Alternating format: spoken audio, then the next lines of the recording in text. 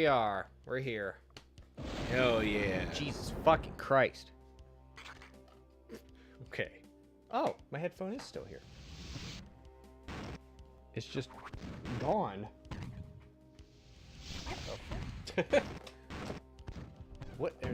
Jesus Christ. Down.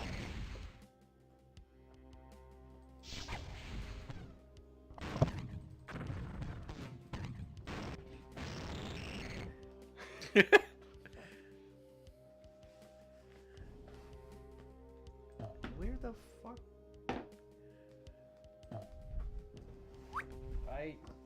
My Bluetooth headphone should be around here somewhere.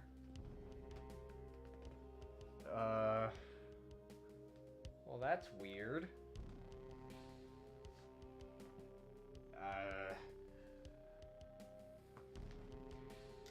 Strange, isn't it?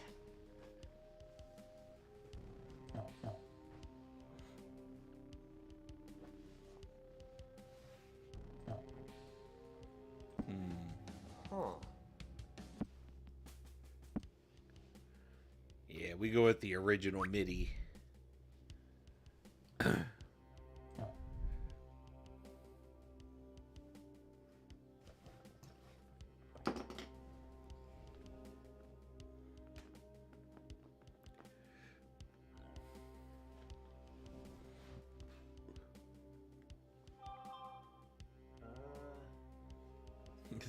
Original MP40 drop rate. No. Let me try. Wow. 11 levels, 34 levels, 40 levels, 24 levels. That's a lot of episodes.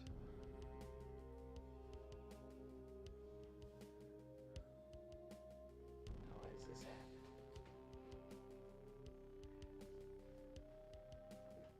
Can't just go away.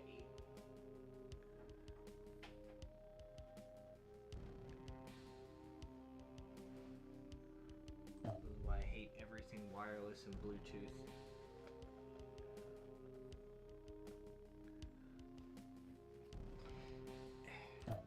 It's like, sure, I can find this later, but it's connected to my little Surface there right now, and I want to find it now. There's no reason for it to be gone. Unless I was stupid. Shoved it in my ass cheek. And then it got shoved into the couch. Whatever. I just need to test the audio. My pockets.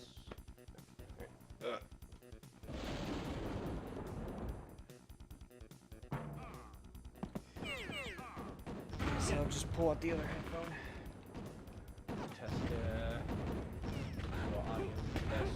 Oh, that's what we're doing. We're testing audio. Sure hope we're audible right now.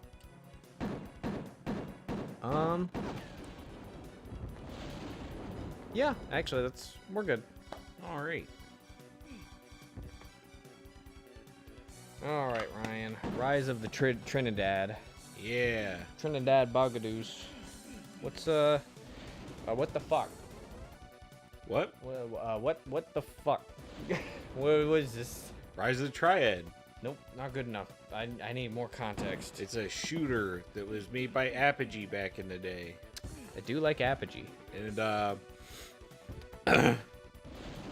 it was made using a very strange top-down engine that was all grid, so everything has to be square.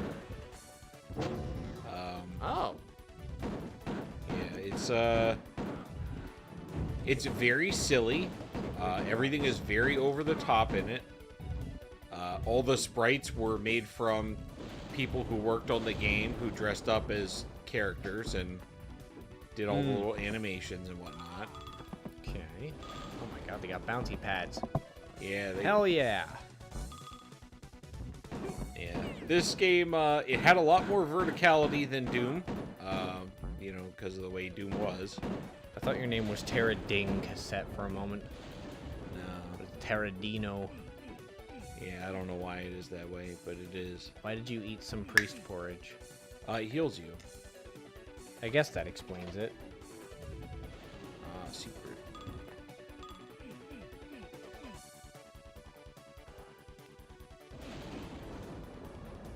Wait a minute, how do I get in there then? Perspective is weird when you look up. Is there a reason yeah. for that? Um, What is that called? I feel like there's a term for it. Whoa! yeah. I mean, everything's kind of like pseudo 3D. I mean, it's real enough for most people, I imagine. Oh, yeah. I don't know how to get up there. Are you meant to? Oh, I was supposed to. Yeah, I was supposed to use this to. Oh, I still can. Yeah. Hey, I'm a rotter. That is a phrase you can use. I don't know if it's my favorite one. There's nothing wrong with it. Don't know about that either, but I didn't say anything offensive. And if I did, who did I offend? me. Oh. It's okay, you don't care about that either, remember? That's not true. Oh no, I shot the medals. What? Wait, you can shoot them? Yeah. Oh. What are the medals for? Points. And why are you just fighting like Temu versions of Inspector Gadget? Detective Device. So instead of fighting Yahtzees, we fight members of the Triad. Hydra, gotcha. Yeah, and they want to do something bad, I guess. I don't remember. That's not a part of the game I'm filled in on. So. Do they want to do Chinese things? I don't know about that. Okay. I'm not gonna answer that with an affirmative. Because there's another pistol here from the beginning. To my understanding, the Triad is a gang in China. Yeah, sure. They are like the mafia in Italy and the Yakuza in Japan. Though, I might be thinking of some Marvel bullshit. Oh, so I triggered a touch plate. Well, as long as,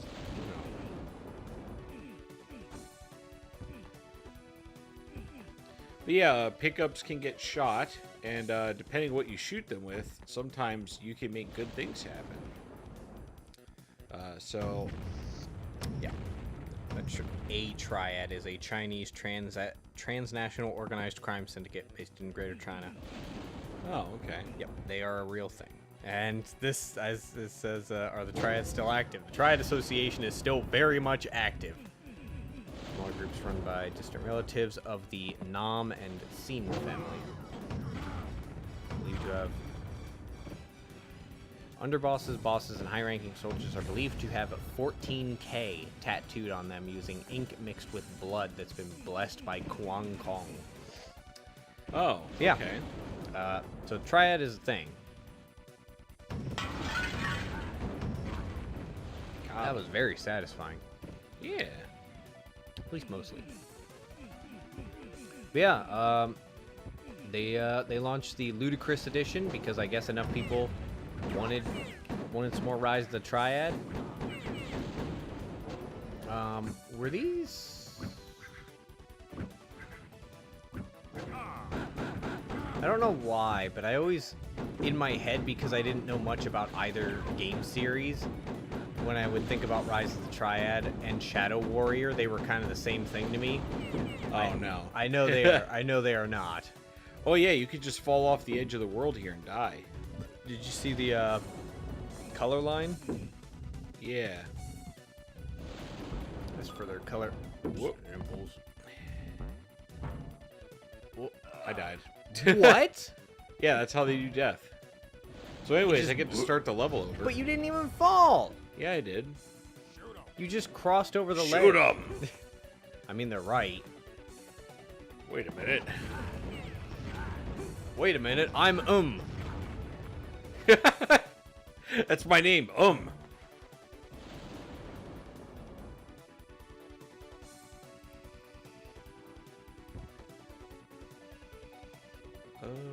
yeah. Touch blade. So, I guess I can tell you a little bit. Recently, I was able to kind of consistently do exercise stuff for the past weekish, past 2 weeks-ish. I've been doing pretty good health-wise, you know.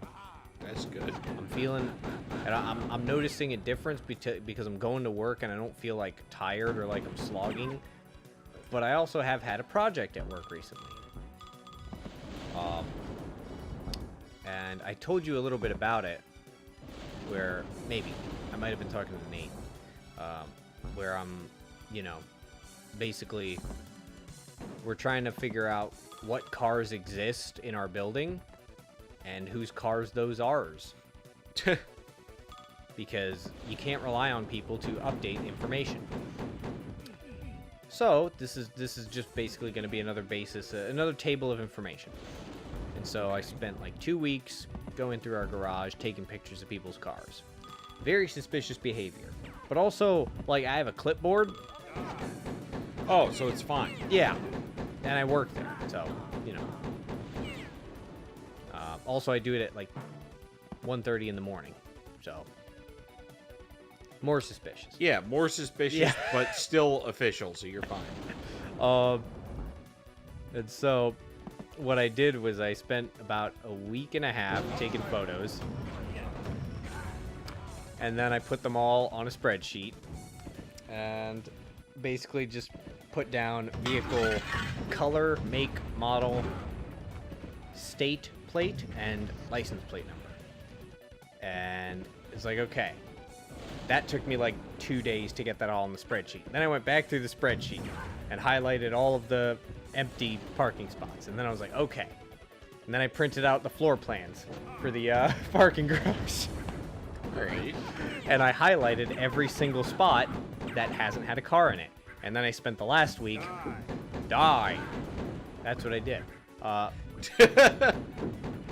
I spent the last week going through the garage on my normal walks. Oh, that looks nice. Yeah. Flip.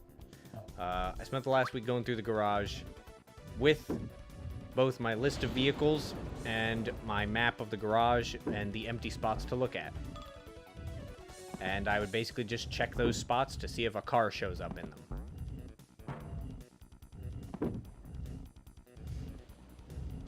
Anyways, here's what that looks like. We got the machine gun. Neat. Oh, you colored it and everything. Well, this is a different thing. Oh. But yeah, this is my spreadsheet of vehicles that I had. Took photos of all of them and put them on the sheet. We're out here having data. Yes. My boss is very lucky that they don't pay me enough to do shit like this. I just like doing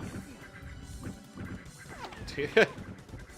Granted, I still love that this was an idea my coworker had, and I told him I'm not doing that because the information is going to be unreliable. Because people park in the wrong spaces.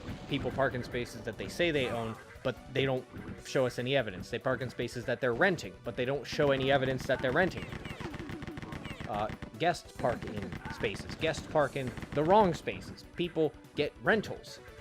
Yep. It's gonna be so inaccurate. But then my boss, and I tell all this to my boss when he brings it to me, and I tell him the exact same thing, and he says, well, it'll be, another source of information for us to check. And I was like, all right, well, as long as you know. All right, we got the drunk missile. The drunk missile? Does Yeah. it make him funny? Oh. Okay. Yeah, so Rise of the Triad's got a pattern with their weapons. You got 1 pistol, 2 pistol, machine gun. They all have infinite ammo. You just I spray noticed bullets. that. Yeah.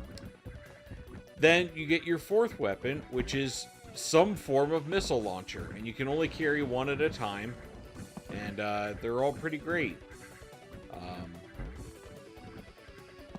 I used to really like Drunk Missile. I don't know why, but I really wanted to make it work. Yeah. It's not great, because, well, Yeah. if you're not controlling the explosions, then who is? Then the explosions are controlling you. That's right.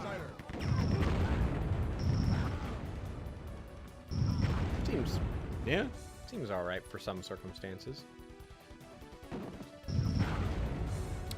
Here's what my parking garage scouring looks like, by the way. I highlight all the pink spots. Those are the places I need to look for cars. Jesus. Yes. And I walk through here every night anyways. So it's fine. Well, I guess. You know, I'm walking here anyways. And then sometimes I'll double check my spreadsheet of vehicles. And then I told my boss, hey, I want to make a very simple visual guide for the residents to help guide them to where to dispose of stuff, because it's not straightforward. Because we have, Look at this map. yeah, that's a little funny That's looking. chunky. I mean, The skybox box is actually just a picture of the sky. it's great. I need to find a way to get up there. It's the old if you know, you know. That's right. But yeah, so at my property, people can dispose of things in like 6 different ways. Okay. It's like you got the trash chute on your floor. Make sure the bag isn't too big and you're not throwing down metal shelves because you're going to destroy the entire shaft. That happened. It was out for like 2 weeks. Oh, that's fun. Yep. If the trash is too big, you can bring it directly down to the trash compactor. They don't know where that is. If you got a bunch of cardboard, you're in luck. You can recycle it in the parking garage levels in the bins, or you can bring it down to our dumpsters. But when people see dumpsters with a bunch of cardboard in it, they think, recycling, or they think garbage. Oh, they blew up their own. They blew up the coin. I hate when they don't respect the value of their own money. And then recently, a committee that was started for other ways to recycle stuff, because you can basically recycle like everything. Yeah. You know, even food product, you can turn into compost. We don't do that. That's fucking disgusting, smelly, and we're not doing it. But you know, electronics, easy. Styrofoam. Private industries can do it. The city of Austin does not do it. And the company Waste Management does not do it either. But yeah, and we also have Goodwill bins. So what ends up happening is people put garbage in cardboard. People put garbage in the Goodwill bins, and people leave garbage where like electronics go. So it doesn't work. Yeah. So I made this in the least intuitive graphics program, Microsoft Word. Oh. And it actually looks pretty good. That does look pretty good. Doesn't help if you don't know the building, I know. But yeah, it's basically just like Mario Kart speed arrows guiding people to the areas. And they're like, I point at them. It's like, this is what you could put here. This is what you put here. This is where this is, and this is what this is. Yeah, don't use Microsoft Word for graphic design. That's it. Yeah, that's the moral of the story. basically. But the thing is, I did not want to do this at home with Photoshop. Because that's not what I do at home. Oh my god, his hand is so big. Oh my god, it's a fucking... Yeah, it's God mode. It's an it's a goddamn FMV. Yeah, my guy yawns like he's bored.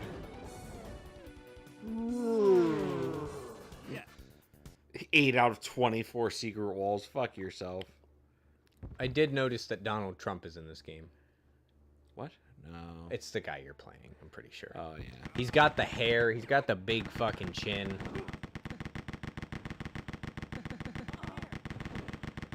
He's here. You have a problem. Oh. Chinese people can fly. I didn't say a single false or insulting thing there.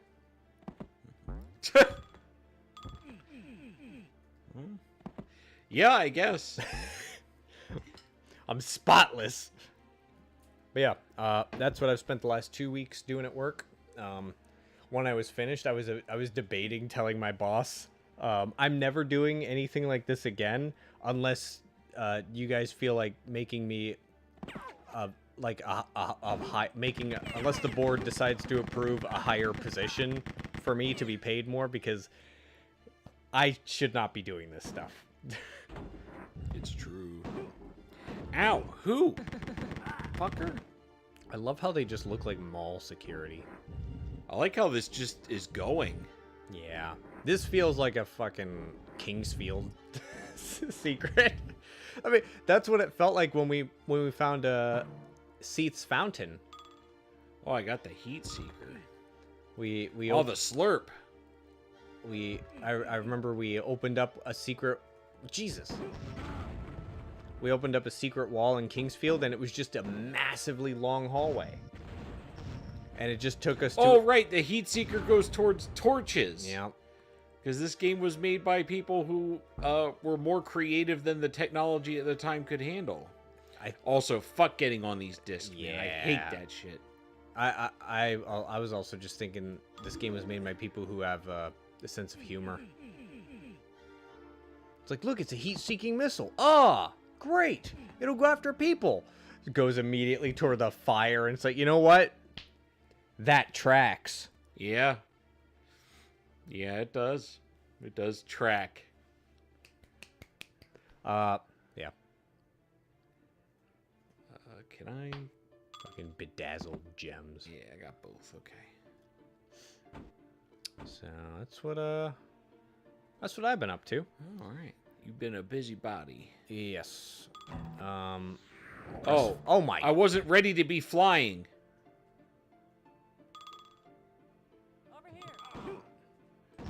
Over here. Oh, gun. Levitating Missed gun. Oh. I think this was the correct secret. You ate some priest porridge. Excellent. Fireball. Yeah. Better? Probably one of the better guns in the game. How come whenever you change your weapon, it's a bongo drum? Jesus Christ. Yeah, it's pretty good. Can you change weapons for a second? What was the sound I kept hearing? Oh, that's a weapon pickup sound. Yeah. Why is it a bongo drum? That's a good question. Great. Okay. Jesus Christ. Visually impressive. No, that's a timpani. Yeah, something like that. If you shoot the firebomb at the wall, will it do the same explosion horizontally, or will it go vertically on the wall? It won't go vertical. Okay. I don't know how to open that. Yeah, there's so many secrets in these maps. It's like, you will never guess it. You could try 1,000,000 times. You will never figure it out. Hexen 2, the secret wallening. Hexen 2 was at least somewhat fair because they gave vague hints about where to look for things. There was something up here to your left. Yeah, that's the old rocket launcher. You can only carry one launcher. Right. Yeah, I noticed your ammo is only ever there and there, which with your explanation from earlier, that tracks. Yeah, Or wait, is that health? Yeah. Oh! If you have bullets, you can just shoot forever. There's no rules. We're going off of 80s action movie rules. Yeah. You're not going to believe when this game was being developed. Yeah. Arnold Schwarzenegger. Oh, I need the gold key, but I don't know where that is. It was famous. Oh, it might be at the end of this hall with the gold key. That do not look gold to me, but Well, you know, I'm no alchemist. gold back in the day was a little different. Also, you like the sound the key made when I picked it up? I have mixed feelings on all of the sounds in this game. That's okay. You went through a whole slew of them at the start while I was looking for my headphone, and I was just like, what? Why is every sound I've heard? Why is this here? game? You could have just stopped it. Why is every sound I've heard? Yeah. Launch order. It was you that died. Oh, you got the drunk missile. Oh god. Yeah, you're fine. He wasn't? What? Yeah, I just barely missed it. But it definitely made an attempt on my life. Yeah. Does that thing just kill you by touching it? No. Oh. It has to crush you, but NPCs can't be pushed. Oh. So they just collide. Okay. I love how they put that on there. Like, that explains why this is just hovering around like that. It's walking. It's just taking 100 steps every, half second. Yeah. So it looks like it's floating.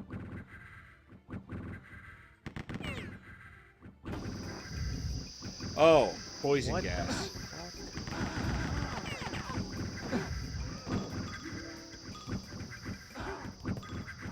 I have to make sure I'm eating enough porridge and not stepping on spikes. Do you have porridge items, or do you have to find them? I gotta find them. Oh god, I don't know where to go.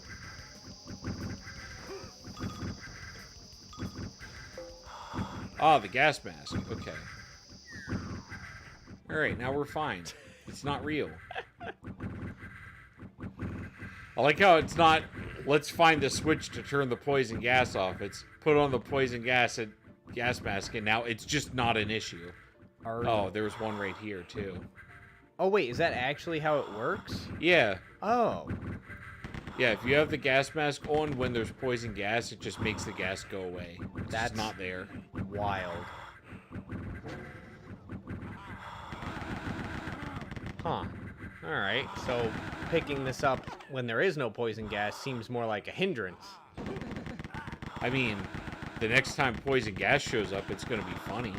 True, but you see... Oh, there it goes. Ow. They got the hot spots on the floor. Yeah.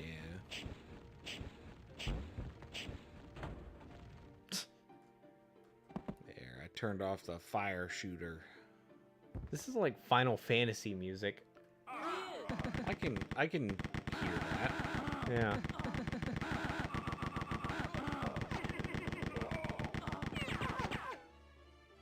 There we go.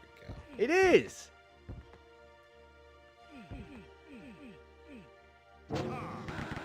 It's like you're in a fucking weird This woods. bush wall appears to be locked.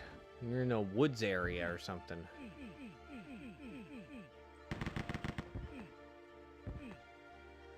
Okay, so there's moving walls here, but they're all locked. I mean, at least it... Oh. Thought I heard something. Did the switch on? Oh, that was just the door. Well, no, it sounded like I heard something when you did stuff over here. Oh, no, I see what you mean. It might have just been that door shutting. Okay. Yes, yes.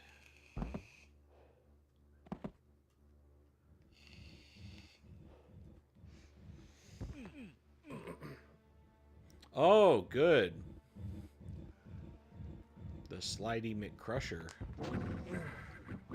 Yeah, I remember... That's poison room. I remember Civvy talking about this when it came out, or at least everybody was telling him about it. Oh. Is that bugged? It doesn't seem like it's working. Well, that's fine by me, because it's really annoying. Ow. Whomst. Oh, there you are. Yeah, this music really just feels like it would fit perfectly in Final Fantasy VII. Yeah. Definitely with lots of spike trap sounds going off at the same time. Not music, but I respect it. It's music to someone's ears. Nope. That's not a person. You're talking to robots again. Oh my god. Jesus Christ. This is obnoxious.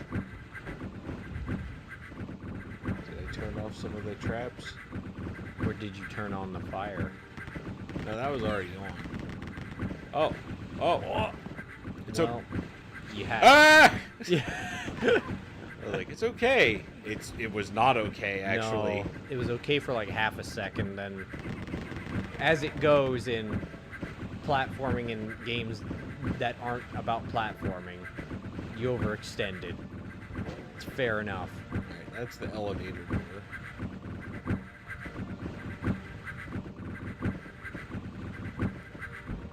Why is priest porridge fucking bright red? It's spicy. Yeah, okay. I mean, it's either that or it's the blood of Christ. What? Oh, Extra life. wow. Because this game ran on a live system. Does it still, or did we just turn that off? It still does. More porridge. Yeah. Ow. There it goes. That's fine. Ah, the old elevator conundrum. You know that one? Yeah. What do you think, Ryan? What? What do you think about the elevator conundrum? What is the conundrum? Do elevators actually go up and down? Yeah. Or are the rooms just being changed around you? Both can be true at the same time. You're not actually moving up or down. They're just changing what rooms are there. I remember a Half-Life mod of that. Ah, yeah. It's not Schrodinger's cat, it's my cat. Because Schrodinger was all about The hey, that's my cat theory. when you look at something, it changes. Whereas my cat, it's more like, you can't see my cat, so you can't prove anything about it.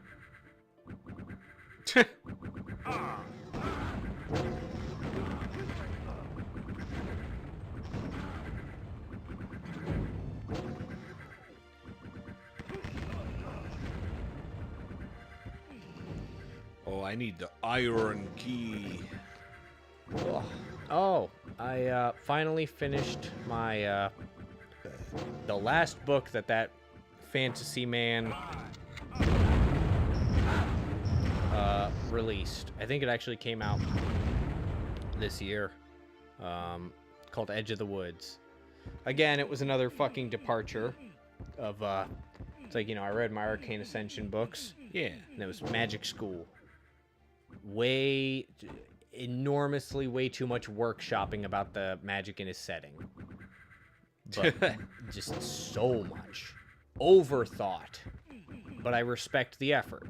And there were times where it was satisfying for things that they over-explained in the beginning to actually pan out. It doesn't mean anything. You could have just had it pan out that way, but, you know, you gave an explanation. Fine. And then I read his two trilogies before that. Okay.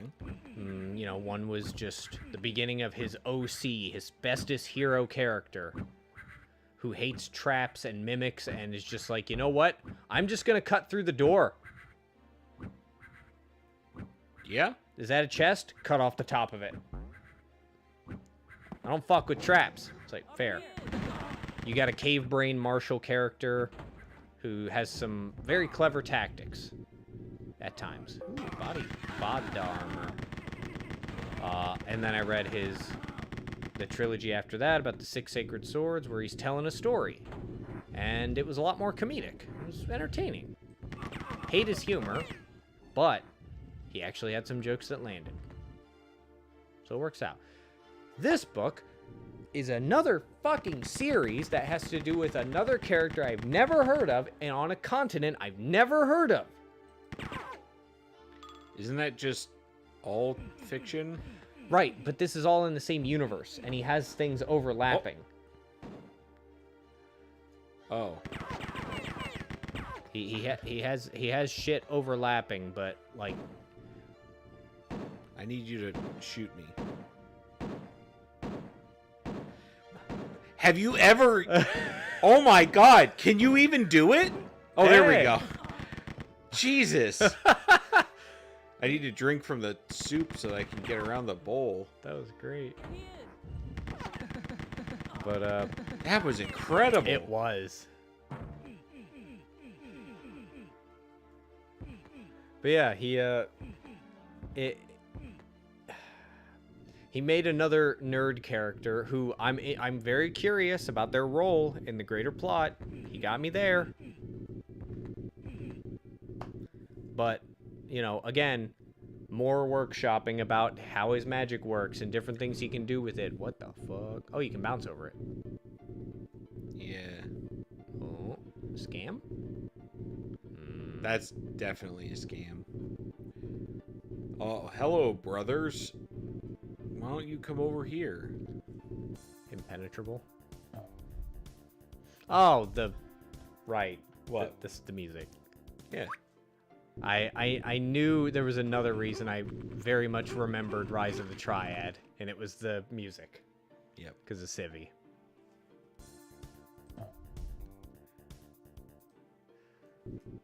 But yeah. Yeah, we got original MIDI mode on as well, so... Nice. Oh, yeah. See how the porridge is flashing? Yes. If porridge is introduced to fire, it becomes priest porridge hot. Good? Yeah, it heals more. Oh. You know, saying priest porridge hot, priest porridge cold, priest porridge in the pot 9 days old. No. Oh, I've never heard that statement. okay. Well, Is it... there you go, everybody. Chris is younger than me. I mean, what is it relative to? Is it only relative to time? What do you mean? It's just like a little... It's a stupid saying from like a old song or something. Oh, okay. Okay, so it's from a song. Or something. I don't know. Okay. What? Oh! Yeah, there's Donald Trump in the middle. Oh, okay. God. Oh, is this the... This is moving. the secret level, I think. It's moving so... Yeah, I can tell it's the secret level because everybody's being killed by a giant blender. It is moving so goddamn fast. Yeah, the priest porridge thing sounds like it would be a funny little thing that comes from church people. Oh, Oh, yeah. that is... Bad. Oh, hell yeah. Are those real? I don't know, man. Good. Don't shoot! What? No, don't shoot! He died anyway. Here we go, I recovered. I also got an achievement. Oh? Sorry, I missed it. Yeah, I didn't get to see it either. I mean, I saw that I got something, but I didn't get a chance to read what it was.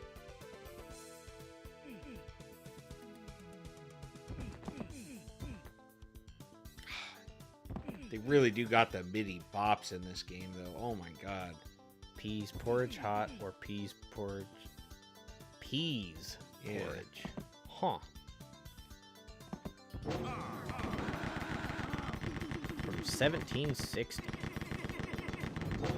Its the origins of this rhyme are unknown. There you go. Period.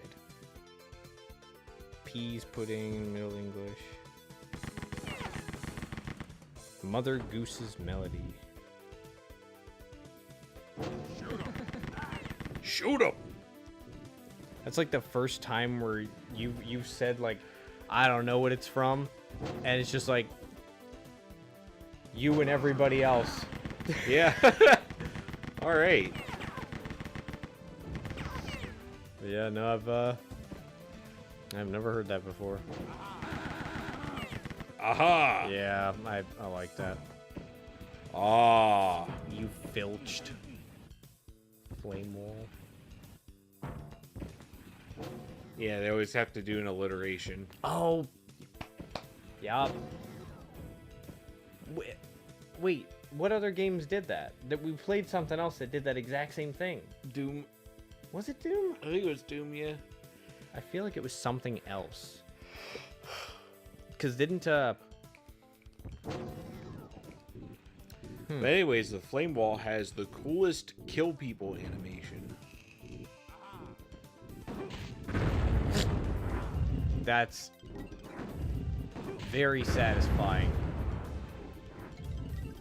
And the bones. Yep. They do the little xylophone bones. It makes me happy. Xylone zone. What are you doing? Stop that. Oh. Love that. Wow, it's pointless. Yep. Also, my guy acted like he got singed, but he didn't get singed. Maybe you got singed. You might be honest.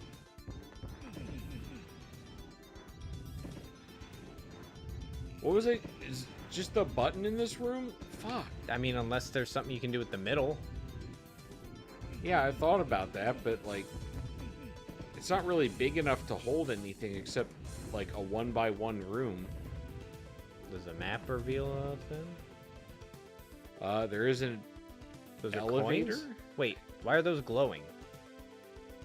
That's a good question. Oh, it's a different texture. These are the illuminated. No, that's not it. Well, no, that one's not illuminated. Well, I don't know. I also noticed some squares were just having the green glowy around it, but I think that's because those were the starting points of the moving pillars. Could be, could be. But as we all know, I'm only aware of things that couldn't be. Wow. Alright, that was switch number Trez.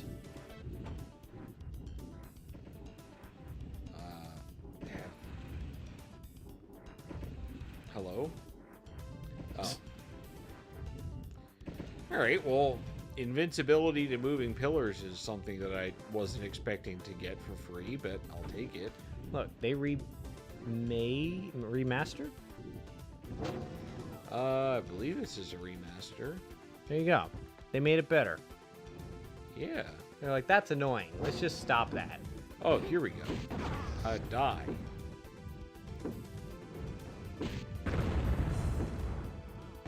Haha. Very good. Ow, stop that.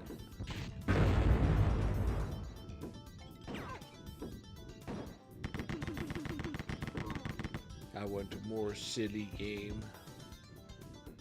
Oh, ow. I don't think I should have come here. Well, you could have gone here. Where'd you come from? Where'd you go? Where'd you come?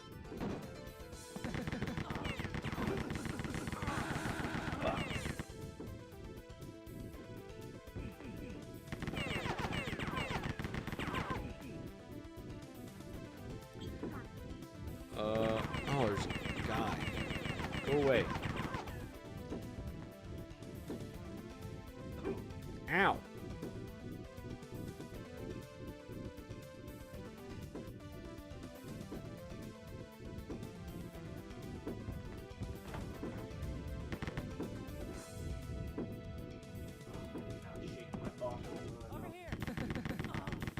What does that do? Those things. Oh.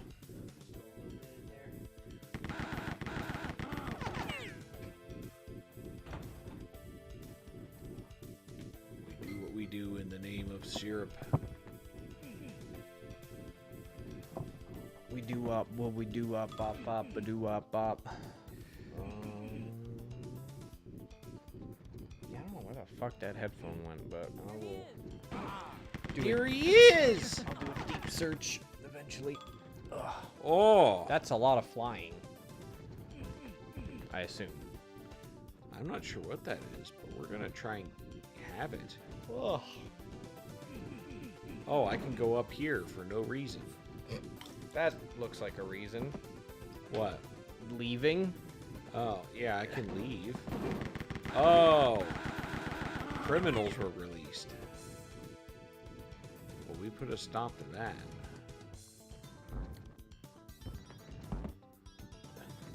Oh! Okay. Why are you bothering me? I can fly. I think I got it. I think I put it together. What?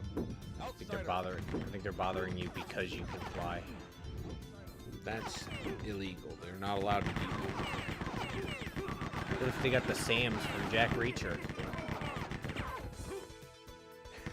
The what? The SAMs, the surface-to-air missiles. Oh, yeah. The ones that work with impossible, you know, physics. I have no health. You got any porridge around here? Alright, well. Oh, there you go. Ooh. One health bar. Also, we haven't discussed much of the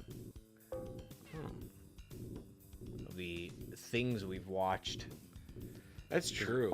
Like, we didn't have much to say about the second season of Jack Reacher. We talked a little bit about it at different times, but It was a movie and it actioned, and it was an action movie. it was not a movie. But the rest of that is right. I mean, it's movie enough. You put them all together and you have a movie. You have a movie that's longer than... Wait, how many episodes were there? 8? It's not even... That's not even longer than the Lord of the Rings extended cut. Like, Yeah. but that's 3 movies. But yeah.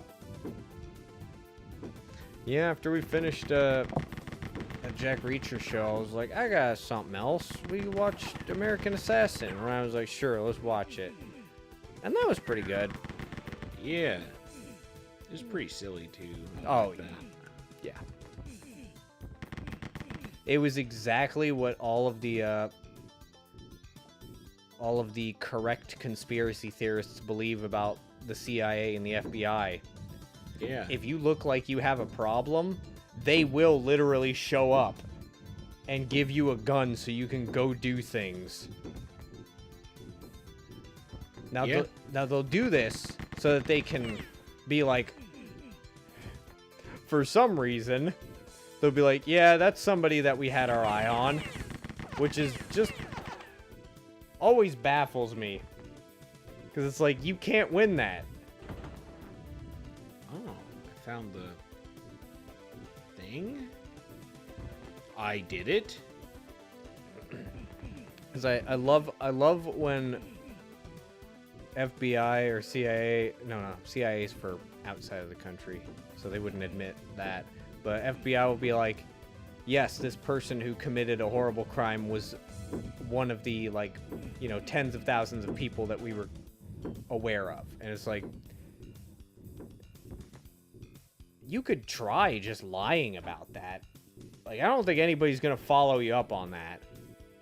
But they have to say we were aware of this person and just demonstrate lack of ability. Ow, that hurt a lot. Okay, but I'm not punished. You know? And they do that pretty often. It's like, we were aware of this person. Yeah, we just didn't do anything. We thought it was funny. Well, that's the other part of it where I get it. It's like, I don't know how many people they're keeping an eye on, but they can't do anything if they don't commit a crime. And that's where the joke comes from, where, you know, Ow. they'll just be like, they'll just, you know, just send a beautiful fucking, the meme is like the you know, the part in Metal Gear Solid 3 where what was the blonde lady with the incredibly open shirt? Ava. Yeah, Ava like handing Snake a gun, and it's just like, you know, FBI agent, you know, handing a gun to the fucking a young male who's having issues with his life.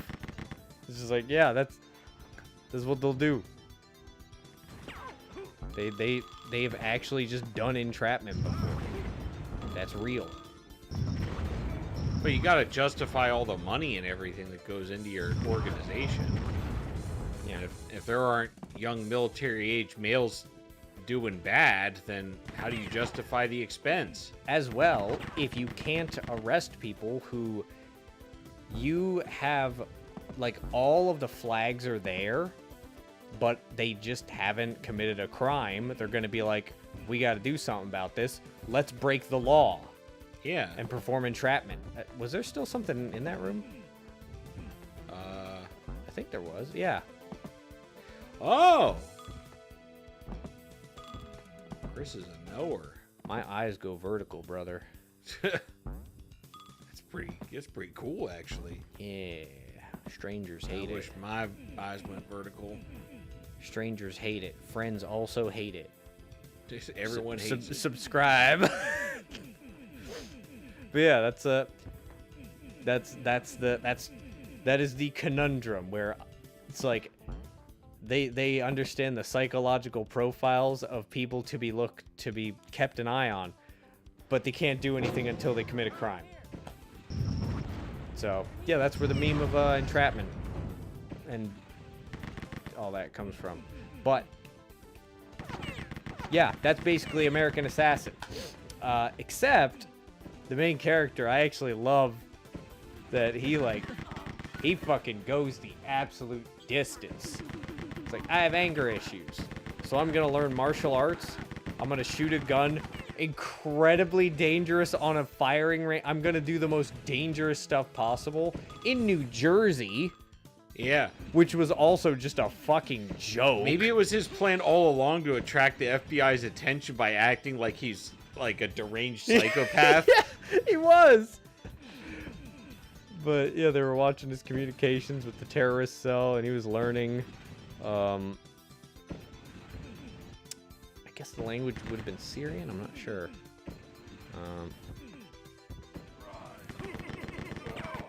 But yeah, he gets to the terrorist cell, and he doesn't end up in a very good spot. But you know, government tracks him down, and they fucking kill the terrorist man for him.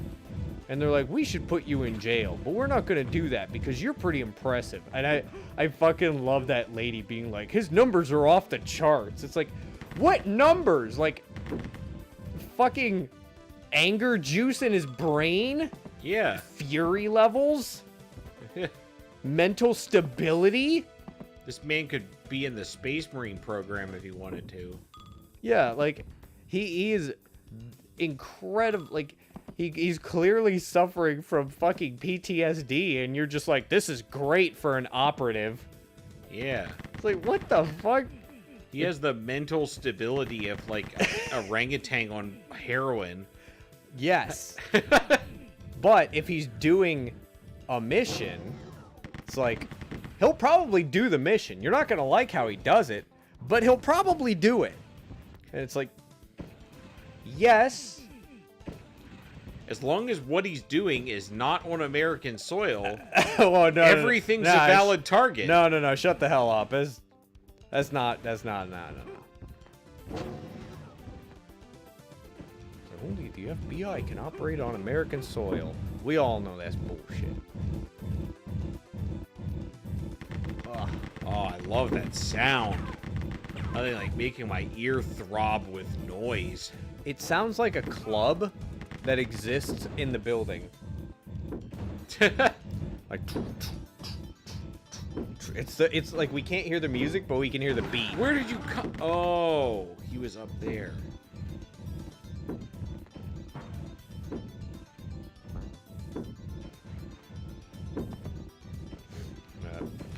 Okay. It was a movie that I'd seen before. I also really liked Michael Keaton in it. That was the old guy who was teaching him. He was great. Yeah. And also those are, oh my god, when the ceiling starts yelling at you and haha, shoot him. Here, Die. catch. Yeah. Was there any effort to try and communicate a story, or did I just miss that? Yeah, they do little intermission sequences every now and then. They had an intro cutscene. Gosh. Okay, yeah, I missed that. Yeah. We're part of the elite task force sent into the island to kill the leader. Billionaire will give you $180,000 to live on their island for a year, and all you have to do is post good things on your social media about the island to promote it. That's a real thing. Really? Yes. There's a catch. What? You don't know who the billionaire is. How is that a catch? Well, it's an island, Yeah. and they want you to say good things about the island. Okay. I'm still waiting for the bad part. Well, we are familiar with at least one billionaire who had an island. Yeah, and if there was shitty stuff happening at it and I was aware of it, then I would be like, oh, wait, I need to get the fuck out of here. I quit. Yeah, I think the awkward thing about that is I don't know how you quit when you're on an island. Tell them you're jobbing. Or, just call the police. Be like, help, Yeah. I'm being trapped on this island against my will. Yeah, I mean, at that point, that would be the case, but, yeah, I don't know. It would depend on what nation's territory you would technically be in, because island, I don't fucking know. Oh, that's just Yeah. a piss water move. Yeah, if you're desperate enough for points, you can go over there and Well, live off the swill of the land. it's a good thing we're sorting out this particular island. This is that one. Yeah, except instead of doing, here he's guilty of making robots to take over the world and also turning himself into a lizard that lays eggs that are a clone of himself so that he can live forever. I also liked, Like, he literally just wanted to make his persona a reality and make robots for castle doctrine purposes. I really enjoyed that the one It's Always Sunny in Philadelphia episode where they were also tracking the shit that was going on with Jeffrey Epstein. And it's like the episode starts up and it's like, where's Frank? And he's in the office and he's like, I'm gonna show up on the Epstein flight logs. It's like, what? You went to Epstein's island? Yeah, but I went there for the scuba diving. Oh. It's like 90% of it was horrible kid shit. It's like the other 10% scuba diving. At least I think that was I think that was that joke. I feel like somebody else made a similar joke, or it was something else. Yeah. Ooh. Find the entrance to wall to wall. Secret level. Look at him. Yeah, he does kind of give off the vibe. Where? Above you, behind. Oh. Oh, right, because the map is a 2D. This is the map. So he was shooting towards me and it was hitting me because there is no vertical plane. Oh. So even though I can't see him because there's this metal shit in the way, Yeah. it didn't matter. Me understand. That's not porridge. It was hot though. But then after we watched American Assassin, I was like, yeah, I heard about this anime that came on Netflix. That was pretty good. And we spent the last two Tuesdays watching through Pluto. And we did a lot of looking into stuff after watching it for like 3 or 4 episodes. It was pretty good. It was good. Damn. Okay. I was not a huge fan. Oh, right. Whoa. Yeah, fear. This is Wall Crusher Town. I also learned that even more characters are like staples in that. And Pluto is basically just like it's Astro Boy. Yeah. It's Astro Boy. It's just after looking into some things, it's like, yep, that's that character, that's that character, that's that. It's just Astro Boy. And it was you know, it was a manga that a guy wrote, and it was inspired by Astro Boy. It's Astro Boy. You know, the boy is named Adam. It does not focus on him. That was the kind of the different direction he took it, I think. And I learned that Pluto is a common antagonist in the Astro Boy franchise. Same thing, like a big dark robot with the 2 horns. Shows up in Astro Boy pretty regularly. And yeah, it was good. I was not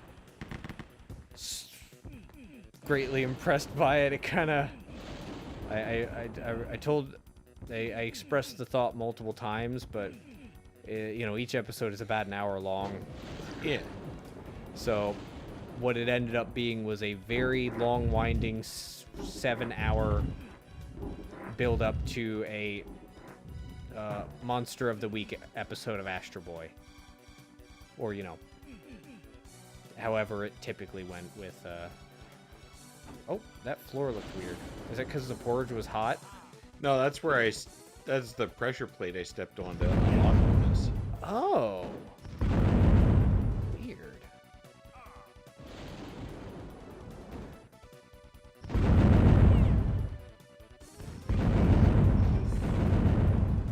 Yeah, it's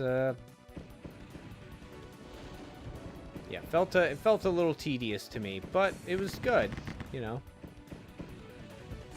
And it kind of makes me want to watch some of the recent reimaginings of Astro Boy, because there have been quite a few. Oh, okay. Movies and TV shows.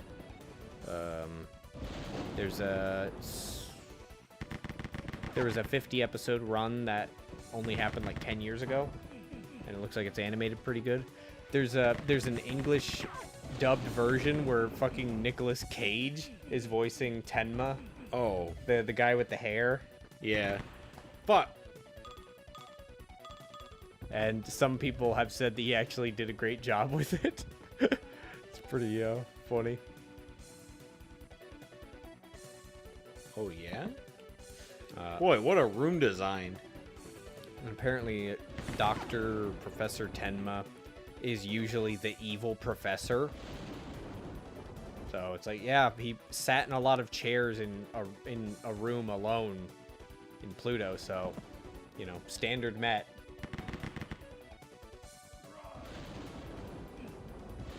That hurts. I still think the idea of the Blue Knight is interesting. Yeah. Like even just as a character premise in that kind of show where, you know, Astro Boy is all about promoting friendship and, you know, equality and shit like that. Like straight up, it's just a show that wants to teach people to be good. Yeah. Like that was his point. And then there's this dude who's like, I don't fucking agree with you, but I can level with you when it comes to certain things. Yeah. It's like, that's also a good thing for kids to learn. Coworkers. Yeah. This is what employment will be like for the rest of your life after school. Mm-hmm. You don't have to agree with them. As a matter of fact, you probably shouldn't. But you gotta learn to work with people that you fucking either hate or dislike, or, you know, it's gonna happen. It's gonna happen, brother. What the hell is this? Where's a labyrinth? We're in the wrong end of a fucking bottom hallway. Oh. It was dude. Brother corner.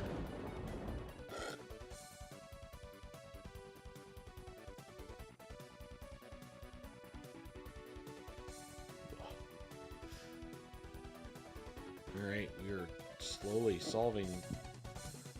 Oh. Well, there's a exit. Ah. And you can go back. Shoot him.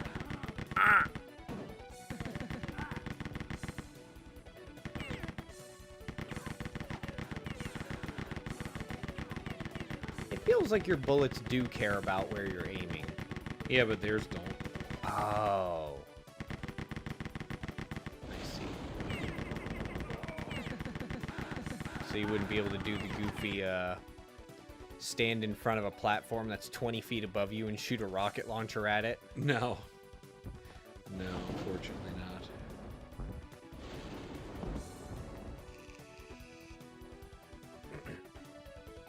Yep, there was more to this. Oh boy.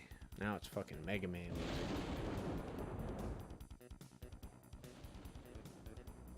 Oh, I'm sure there were some people who mega-ed a man in their time working for the Pidgey. Yes.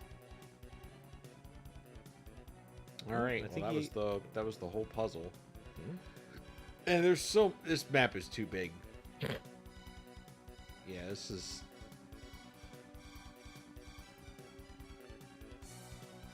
I don't have the health for this, man. You gotta give me a little monk meal. You gotta give me a little porridge. Did you say mutiny? Monk meal. Oh. Mutiny. It sounded like you said, you gotta give me a little mutiny. I was like, are you saying mutiny? That'd be funny. Instead of mutiny, it's a mutiny.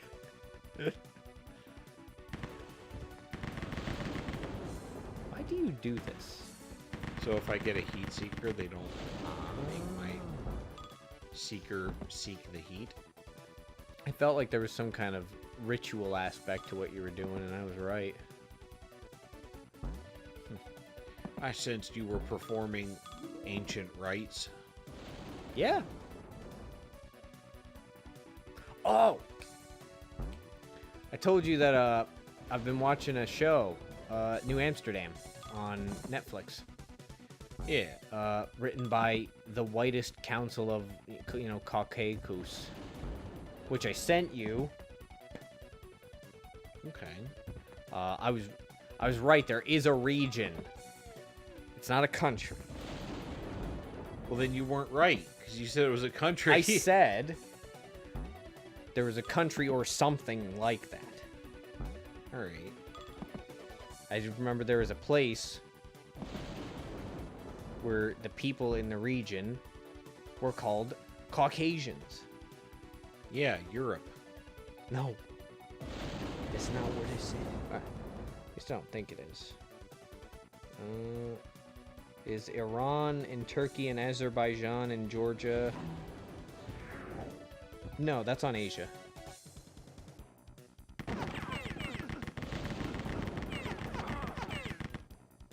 Yeah. Okay. Caucasus. And I accidentally flew out of the edge of the map, and I start the match completely over from the beginning.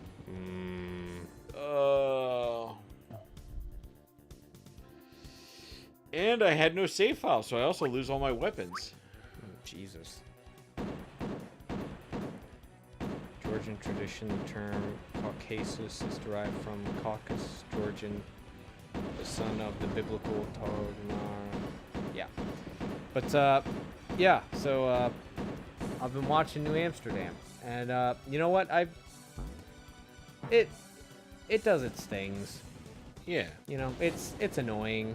It uses a bunch of, like, floaty, transient, white people falsetto music that I do enjoy, actually. Oh my god, do you have dodge rolls? Yeah, they try. That's dope. Yeah. let me get the rocket launcher. Why do I have to be hurt to make you go away? So it's like a reverse therapist. Stop killing them. Get hurt. Yeah. No, I'm telling you. Well, I don't need it that badly. So. Ah. But yeah, I was watching through the first season. And I was like, there's a lot of good episodes in here. A lot of decent story setups. Still written by the whitest people I've ever fucking even glimpsed the idea of them existing. But yeah. And then I made it to the last episode of the first season where our main character, he's dealing with cancer. And, you know, his first child who's on the way. And it's like, you know, it's things keep coming up and we're getting there and I'm just sitting here just thinking like something is going to something bad is going to happen. Those are fun sounds. Right. And you know, all the way up to the last episode, nothing happens. And then it boots up the last episode and it's just like, hey, main character man, I need to talk to you about quitting my job because I don't want to be addicted to drugs anymore. They had their own thing going on. So. Okay. And then he opens the door and what do we see? He's got fucking blood all over him. And I was immediately like, it's gonna have to do with his pregnant wife. And I was right. Oh! Alright, well, at least I picked up the extra life. So, you know, last episode of the season starts off, his wife is having complications with the birth. And I was like, ooh, someone's dying today. Let's go. Let's go. Drama, drama, drama. I love tragedy. Damn. Alright. And, you know, I'm watching the episode, and it's like, oh, we need the ambulance to get here because we need blood. I was like, oh, we fixed it for now, but if she has any more contractions, we got to deliver the baby. Otherwise, they're both going to die. And he's like, oh, I can't make that decision because I'm a fucking saintly being who wants to save everybody. And if you make me choose, I can't choose. And it's like, that's worthless. That it's great when it works out, but that is a character flaw, brother. Yeah. But you know, that's his thing. That is very much a flaw, and everybody knows he has that flaw. So, and you know what? It boils down to it. It's like, eventually, you know, they save the child, and then it's just like, all right, wife character, you gotta hang on until the ambulance gets here. The ambulance gets there. Yeah, she's fucking, boop, you know. And I'm like, that's it, she's gonna die. And then, you know, the sound's fading out, and we can barely hear the dialogue, and there's a little music. And then a little subtitle pops up. We have a pulse. And I was like, oh my fucking god. It's like she lived, the baby lived, and it's like they're getting on the ambulance and it's driving away, and I'm just like, something's not right. Something's off here. It's like that was, you know, a rough situation, but like, it's like you have so many happy endings in this show. You can't have a happy ending all the time. Why not? Because it's a drama. Well, yeah, the drama is the suspense of what's going to happen. Yes, and they fucking delivered. There you go. Well, they don't need the. Yes. If they're getting the drama without the sad ending, then they don't need it. Well, here's the thing. It was like very end of the episode, and I forgot to grab the gold key from the room back at the beginning of the fucking map. So it was getting to the end, and then, you know, B plot was playing out, and therapist character was talking with this guy who has PTSD. And a guy with PTSD is just like, you know.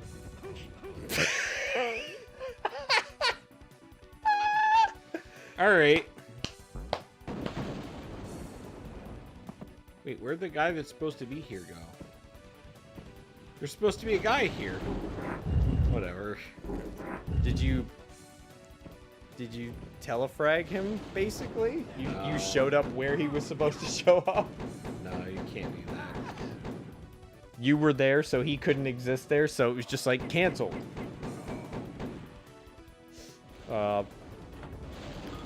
You know, the therapist character was talking to PTSD man, and therapist character was like, you know, sometimes life gives us you can find the brightest lights and the greatest things in life, you know. So that's how it works, and then sometimes life can just, you know, something can be, you know, that light, that happiness can be taken away just like that. And while he's going through this whole explanation, it's showing the ambulance, and I could see where the dialogue is going.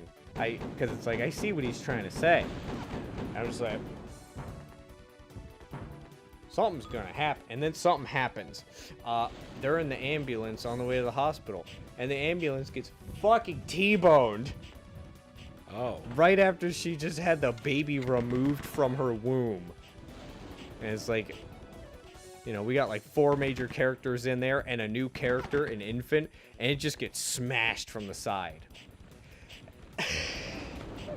And you know, I was jaw agape. I was like, oh my fucking god. They actually had the balls to pull something like this off.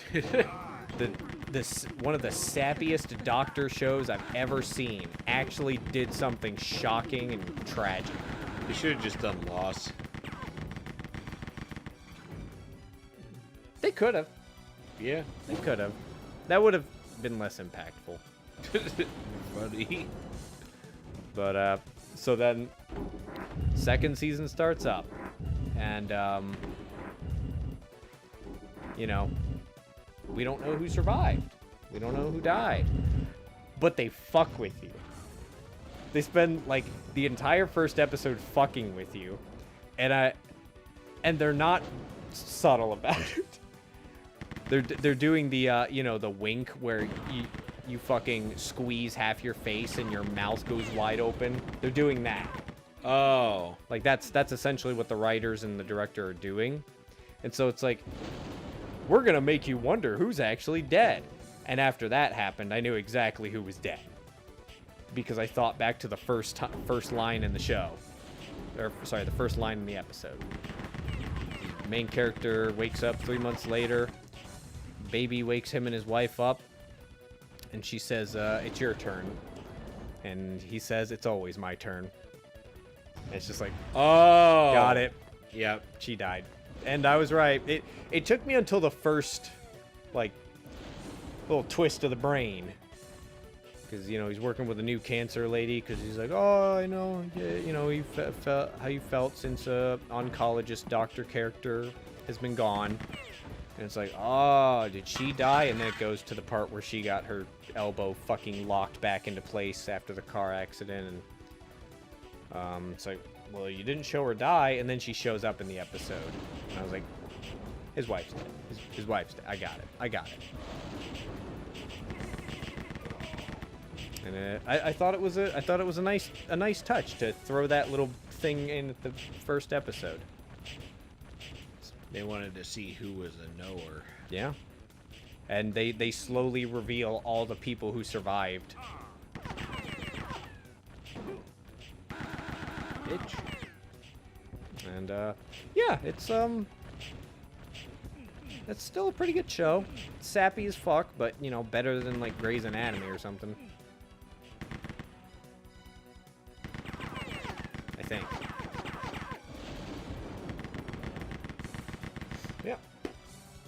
It's been entertaining, and it's got 5 seasons, so. I also love how it looks on Netflix. Oh. Yeah. Yeah.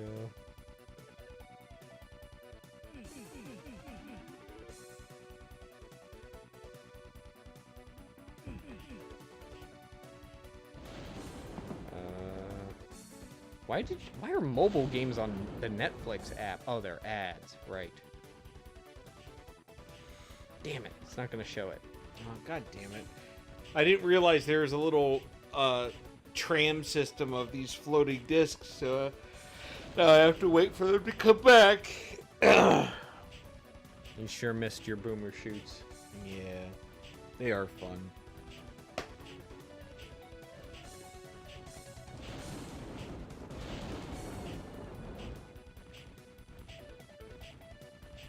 Is that the image? Damn it. It's not the whole image.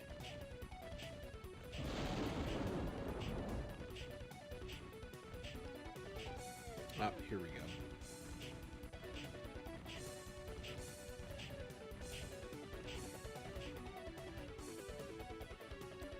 Coward, give me the full image.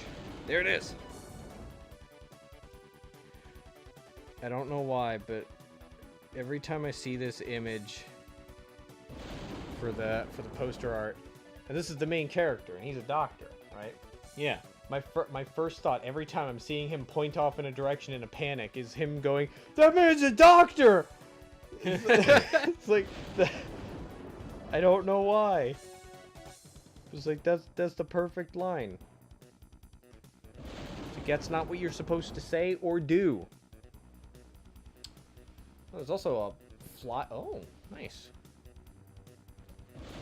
Well, I actually need to take this back over that way to get the Flyorio. Okay. That's a bitch and a half. Shortcut to this area.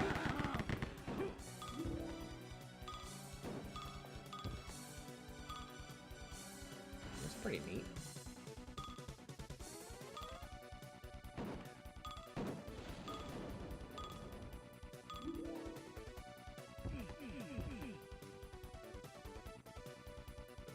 Check real quick, make sure there isn't a secret area I'm supposed to be using this flight power to get to. I don't think there is. I also like how the item works as far as how much of it you have left. It just keeps sinking off of the toolbar. Oh, yeah.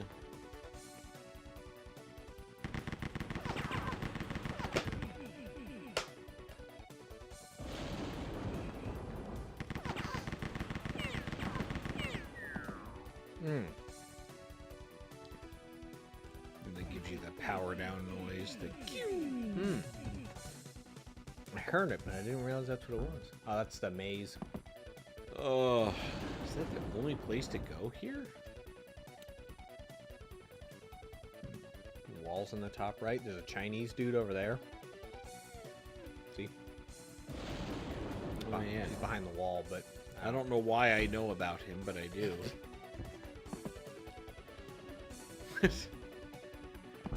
I know 3 Chinese people. This guy I haven't ever seen in my life, but I know he's behind the wall. They're in the walls. They're in the goddamn walls. Ugh. Yeah, there's nothing for me to do here except get back on the fucking train. Which is actually worse than trying to get back in the maze, because the maze isn't open.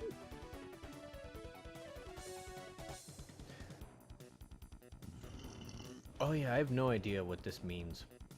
But I just love the image.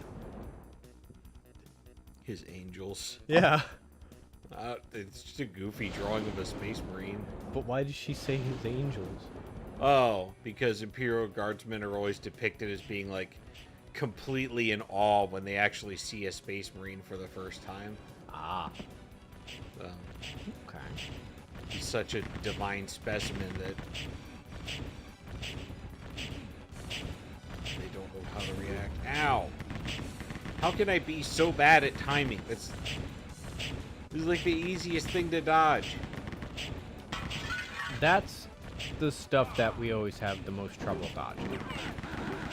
Uh-oh. They don't do damage. Yeah, I thought so. I'm gonna see if you've already seen most of these, so I'm just double checking some stuff.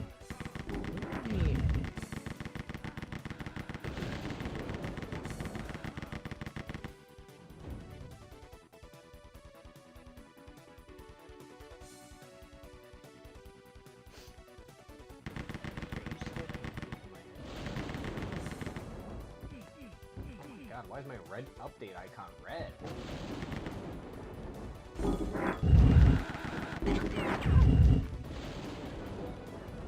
Oh.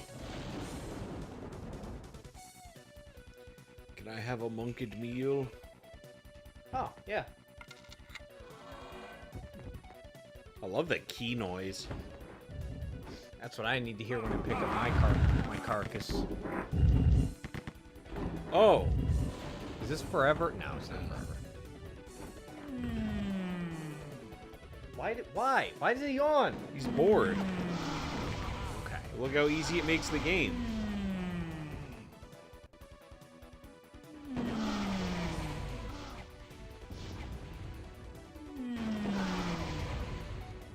You become John Almighty.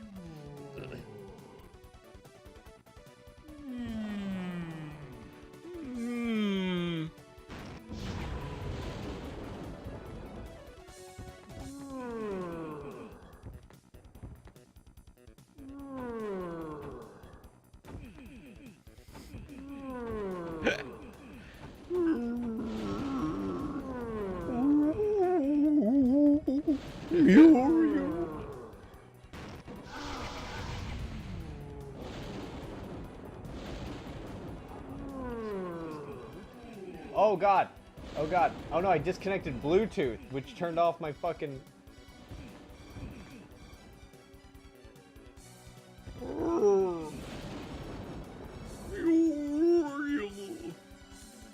Return the sword, or you'll suffer my curse. Wait a minute. That's where I... Slowly becoming a different dog. It's where it went. I can't fight change, Ryan. Uriel. Return the fucking slab, Muriel. Stupid bitch. Stupid woman. You made me look unemployed.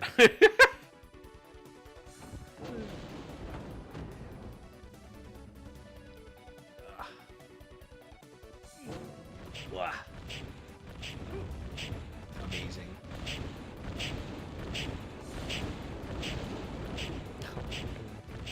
Yeah, let me see if I can...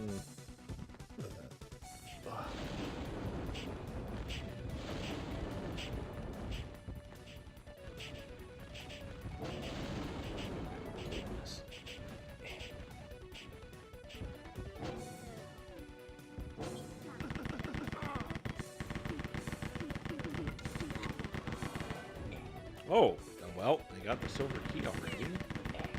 Took 1 second. Here it is. Found it. Oh, yeah? Yeah, alright. So here's these guys talking about high rank pug play. We need to set the standard for 8+ missions for Helldivers. If they're using anything but the right breaker gun, kick. If they have worthless stratagems that are weak, kick. If they don't have either railgun or nade launcher, kick. Not using a shield, kick. High levels, your stupid dogs are pointless. It is not about killing, it is about living to do objectives. End part is true. Some would argue autocannon, but the game armor is not working, so shield is a must on higher levels. I've seen too many wasted spots with autocannon players. We need to set a standard for high rank pug play. You can have your silly builds or weak guns on your own or friends' time, but if you're not using these things, you are trolling and should be kicked.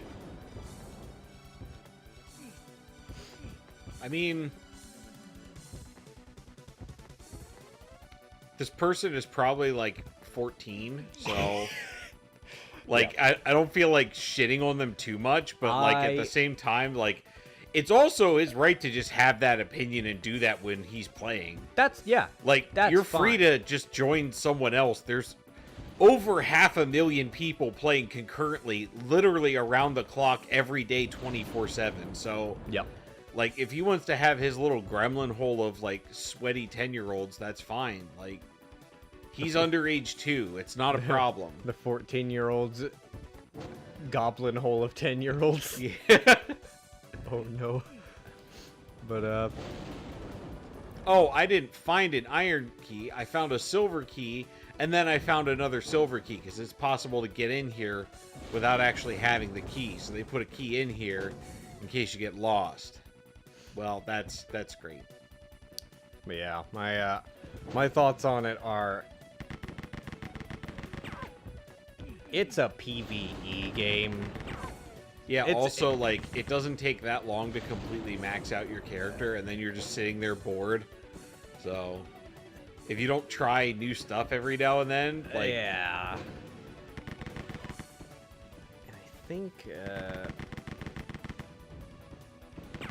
I don't know. I've never... Like, unless you are actually doing, like... So, games that are actively competitive player versus player stuff. I get why, you know, you have standards. Yeah. I don't want to do that, but I understand why you do it. This is like telling people how to play Left 4 Dead correctly. Yeah. It's like, that's... Super Earth isn't real, you know that. So I've got an interesting situation that's happening in the War Thunder community. It's been happening for a very long time. Mm-hmm. Very divisive topic, and I'm wondering what your opinion on it is. Okay. So when you select to go into a match, right? Right. You choose a country that you want to play, and then you have a certain number of vehicle crew slots. Okay. You can have, like, most people will have about 5. That's a normal lineup. But it's possible to have as many as 10, right? And it's also possible to have as few as 1. You can just take 1 tank, all right? Okay. Now, Are these for just you two? yeah, just for the round. It's just what I'm bringing from my collection. It's what I'm going to be playing. Okay. Those are my vehicles. Okay. All right.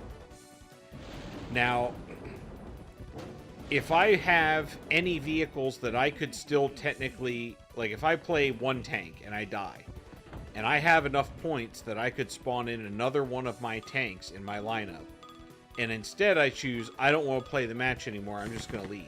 Okay. The game will lock the rest of your tanks and will not let you use them in any other missions until the next, until that mission is over. Okay. So it times out the vehicles in your slots. Right. Now, if you bring just 1 vehicle, you didn't have any other tanks that you could have spawned. So it doesn't lock your crew slots, and you could just equip other tanks and then start another match if you wanted to. There's Right. no penalty if you only bring 1 vehicle. Yeah. So people are asking the question, okay, so if I only bring 1 vehicle from the beginning, and I receive no punishment for leaving after 1 death because I've essentially abandoned the game and reduced my team's chances of winning, why is it that I am then punished if I had more than 1 tank and I just decided I didn't want to play? Okay. So I'm curious, what do you think of crew lock? What is there any kind of penalty for going through all 10 of your vehicles in that game? Is there only a penalty if you... There's only a penalty if you leave. Now, if you lose vehicles, you have to pay the repair bill to fix them. Ah, okay. So, if you think it's a lost match and you don't want to pay the repair bill, yes. you can Okay. try and leave, but then your vehicles will be locked because you didn't try hard enough. Is there a given reason that it is like that, or do you want my thoughts first before So, explaining that? Gaijin has never actually explained why it's in the game, Okay. and I think the reason for it is that they know they sell individual tanks at very high battle ratings to new players who won't have anything else, Yeah. and they don't want to punish those people for paying $70 for a vehicle and then running just that vehicle 1 time and leaving over and over again to, like, power level a nation. So they completely avoid the argument by just not commenting ever. Yeah. All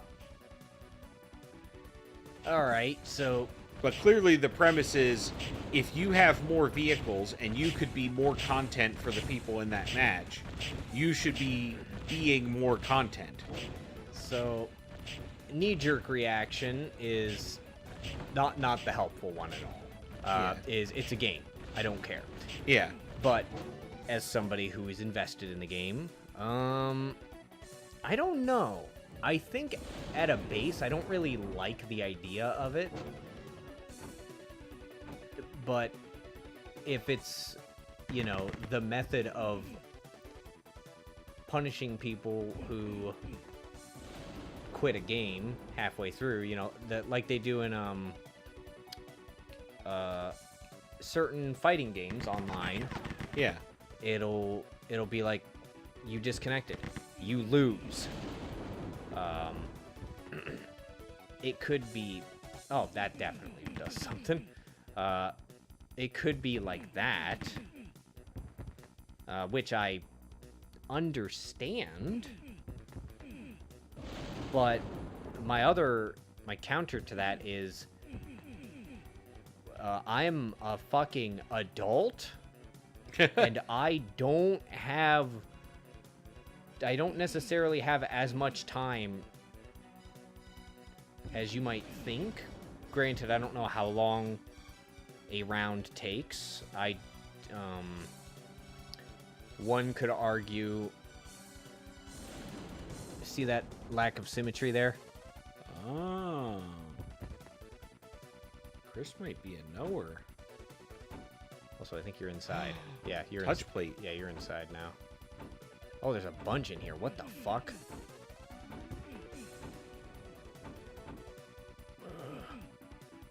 Well, I stepped on all of them, but Oh, you can see them on the map. yeah.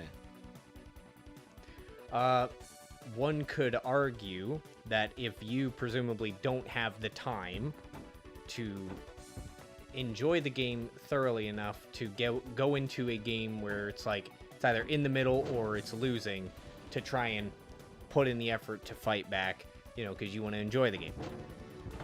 One could argue you should manage your fucking time better. Yeah. Which, you know, Well, also, if you only bring in one tank from the beginning, there is no punishment. Yeah, except do you get one locked slot if you quit early? So any vehicle that you could have spawned but didn't gets locked. So And if you have 10 slots and you only play one vehicle and leave, you Okay. get 9 crew locks. Yes. Because no matter what, as long as you play, you used a vehicle. Yeah. Is it possible for somebody to go in to the round, not spawn, and then just leave and get 10 crew locks? Yep. Okay, I thought, okay. Alright.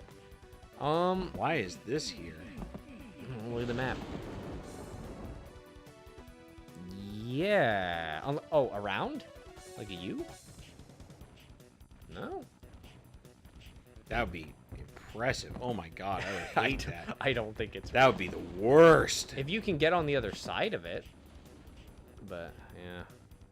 Get all the way over here.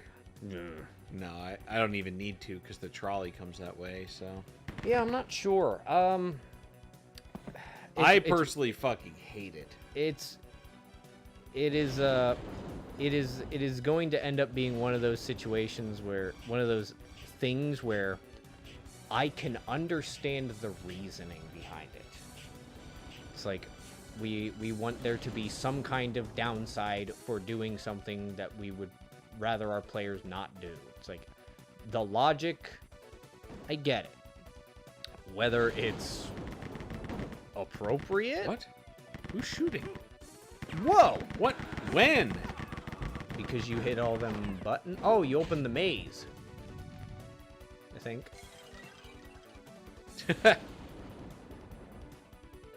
No, they had to have come from somewhere. Oh, there's a whole bunch of blocks moved around. Don't go this way. No? Oh, God. Does that mean save? Because you just die if you Oh, fall yeah. off.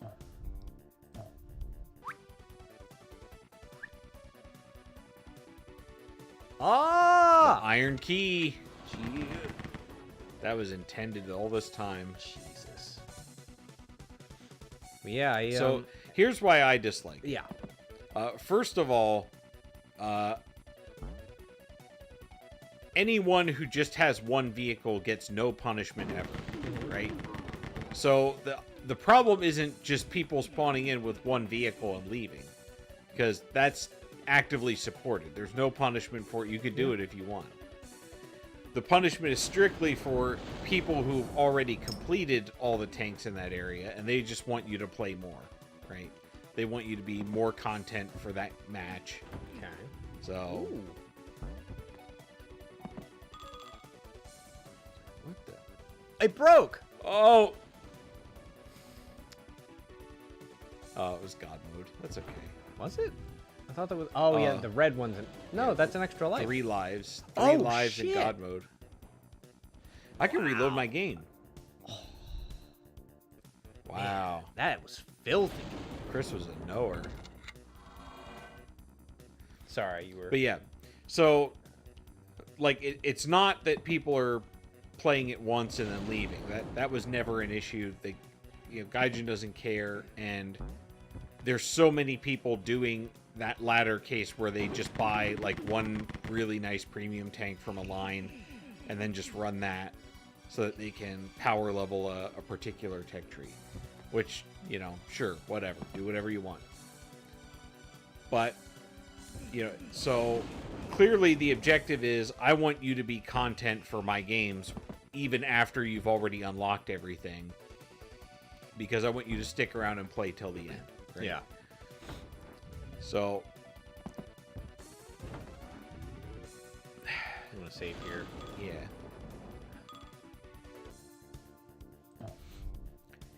There are a lot of games already that are pretty darn competitive, like shooters and stuff, where you can join a match and you can leave whenever you want and there is no penalty. Right? So... Ah, there we go. Aha. They want you to... Wizardom does the same thing, where you can keep moving it. Yeah. Scam? You remember when you came into that area with the flight a while back? Oh, you might be onto something. Maybe we'll just keep going and see if we can find some other mechanism to get where we want to go. Yeah. We're back here. Oh, yeah. Yeah, that's probably how you do it. Damn. So I know it can be done without it causing any problems for the player base. Right. And I was just thinking, what is a scenario where people would just choose to stop playing with the people that are in the match? And that's wrong. It's like, okay, what if you're not getting along very well? Okay, well, why would you make them play together? Just let them leave. Right? If they're not getting along, rather than shit talk each other and be assholes and like generally just not enjoy each other's company, just let them leave. That's Right. That's generally my policy. And then, if the match is going so poorly, don't make them stay and pay repair bills just because you want to see it, like, go through. Like, if you want people to stay and fight to the end, be a better class of person, and maybe Gaijin should make a better video game so that people actually enjoy doing it. I'm trying to think if there is an... Behind you? Yeah. I'm trying to think if there's an allegory here or some kind of metaphorical comparison. But I don't know. What happens if the punishment doesn't exist? Like what? Let's say Probably it's gone. nothing, because everyone already leaves anyways despite crew lock. Okay. So there's a bunch of people who will leave after one death if they think the match is going poorly, even with the crew lock. They don't care. They're still not going to play it no matter how harsh the punishment is. They just Right. don't want to. Yeah. Right? But then they petitioned for crew lock to be removed. And there's like a handful of people who are like, crew lock needs to be even worse than it is now. Like, it needs to be like What? mega bad. 140 out of 143. God damn. All right, we're in the dark tunnels. These levels are pretty long, aren't they? Oh, that one sure was. Oh, we got a poison gas vent. That's good.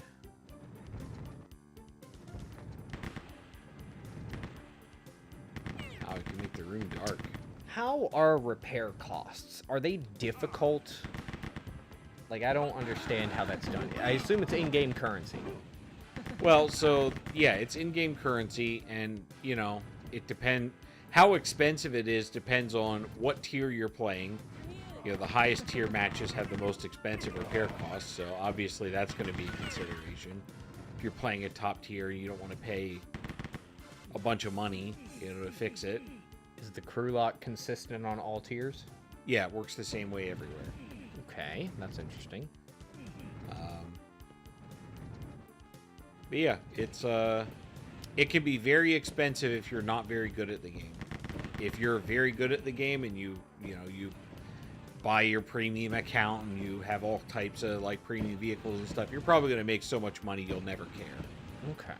Which again, if you're looking at the people that probably do one death leaves the most, it's the people who spend a lot of money on a fancy tank and then play just that one tank, one life every time. I want to have some kind of nuanced opinion on this, but it's... Oh. Oh. Whoa! Yeah, we're fine. Not only did it not smash you, you could leave. Or at least avoid it. Yeah, I don't know. I'm gonna piss. And I'm gonna try and think of... Okay, I think I got a metaphor.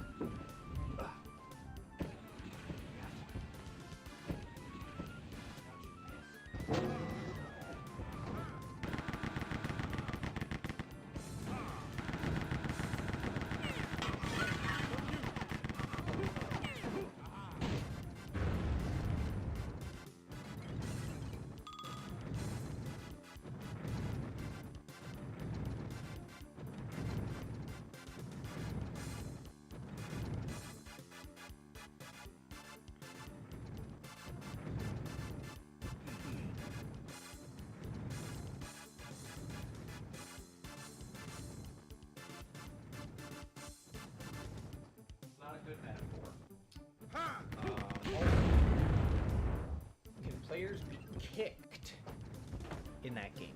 No. Oh, really? Nope. You can't make someone leave the match. You can't vote? Nope. Okay, no, it's probably a good idea to not have that in general, because when you just get mob mentality then. It's like you get enough people on your side, it's just like, hey, let's remove this guy. He sucks. Yeah. And he's gone. I was wondering how the crew lock would come into play with somebody who was kicked, but they don't have it.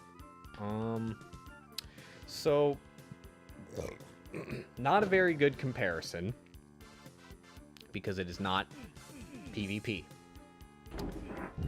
What do you think would be the equivalent for that in Helldivers 2 if somebody left mid-operation? Oh.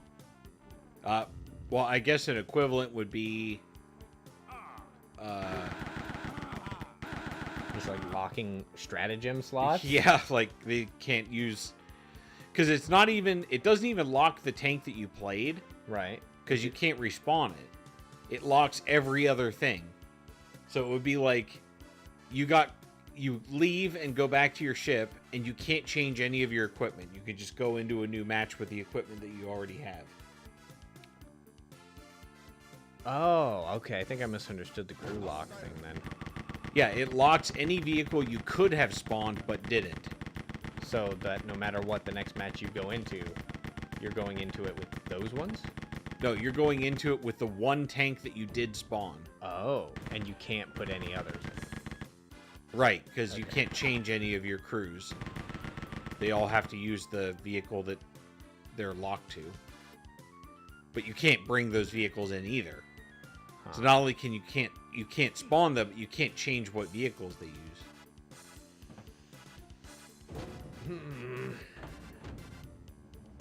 I like how I pressed E to go to that go in this elevator, and it said the elevator is on the way. Like, What do you mean it's not already here? The elevators aren't even real in this game. They're just teleporters. I mean, it was on the way to where you were riding it to. Ah! That would have worked if I didn't kill you. That's also for gas. Gas blocks.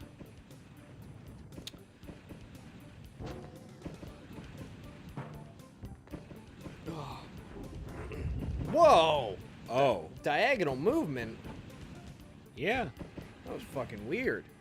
I don't... Perfect. Oh. Oh. What the hell is that? Oh, I bounce off walls now. Oh. Ow. Good. Ow! Ow! So stand still until it goes away then, huh? Yeah. And speedrunners probably don't like this map. Maybe speedrunners love Elasto mode because it just makes the game easier. Maybe.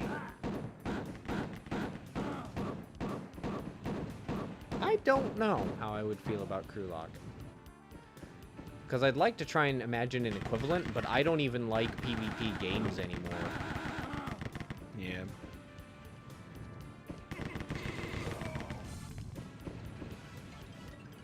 Good.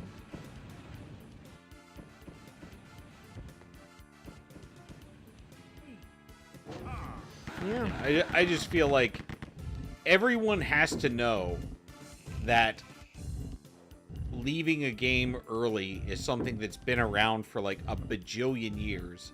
Yeah. And no one has had a problem with it until this game came along, which doesn't make any sense. So clearly to me, the problem is that there's people who are struggling with the game in some manner, and they see people quit, and they feel like, that's the reason I'm losing. I was like, no, maybe you're the reason you're losing, and they don't want to be there for that. Because, I mean, the only... Yeah, because it's a punishment. Okay, got that. And I'd mentioned, fighting games, it's like the punishment is you DC'd because you didn't want to lose. Funny thing about that, Guilty Gear Strive. If you disconnect during a fight in Guilty Gear Strive, it actually doesn't count that as a loss. Yeah. So for people who want to go Diamond or Celestial, whatever it is, I've read an entire Twitter thread about a guy who was doing that, and he was just an absolute shitter to everybody in the lobby.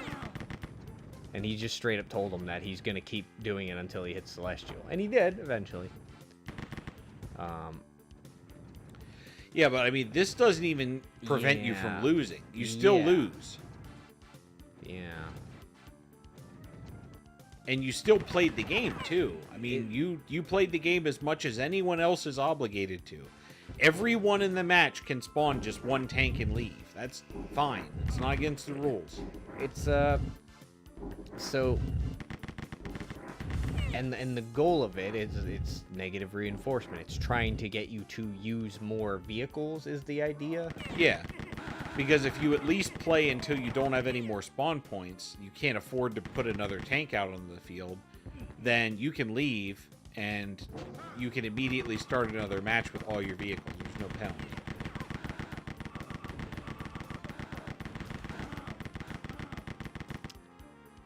And from what you said before, for majority of the players, repair costs don't really matter.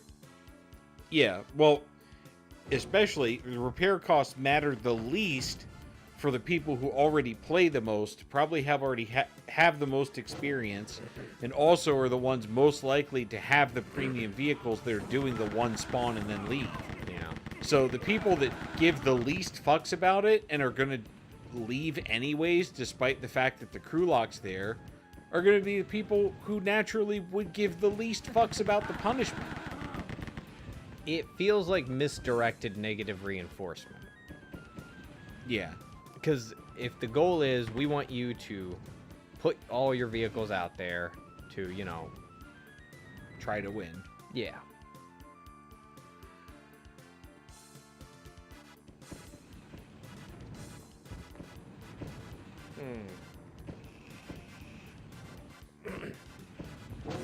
It's also the only time in which the game tries to force you to try to win. Like, let's say I want to go into, like, a Battle Rank 12 match, like, top tier. So, modern day MBTs flying, you got Abrams, like, Leopard 2s, all kinds of shit driving around. I can spawn in with the lowest tiered garbage possible and just drive around and make a complete ass out of myself, and that's fine. There's nothing wrong with that. You can do that all day, and you will never get in trouble for it, even though you're deliberately ruining your team's chances of winning by taking up a team slot with tanks that literally can do nothing. They can't do Yeah. anything at all. But the freedom to make the wrong choice is an important one, so they let you do it. Yeah, unless it's the wrong choice that they don't like. Yeah, so, yeah, that's the other thing where it comes to real life fucking comes first. Yeah. And it's like, if you have to leave a match because something has come up, and you know, the logic applies, you should be punished for that. It's like, obviously they're not going to say that, but that's what happens.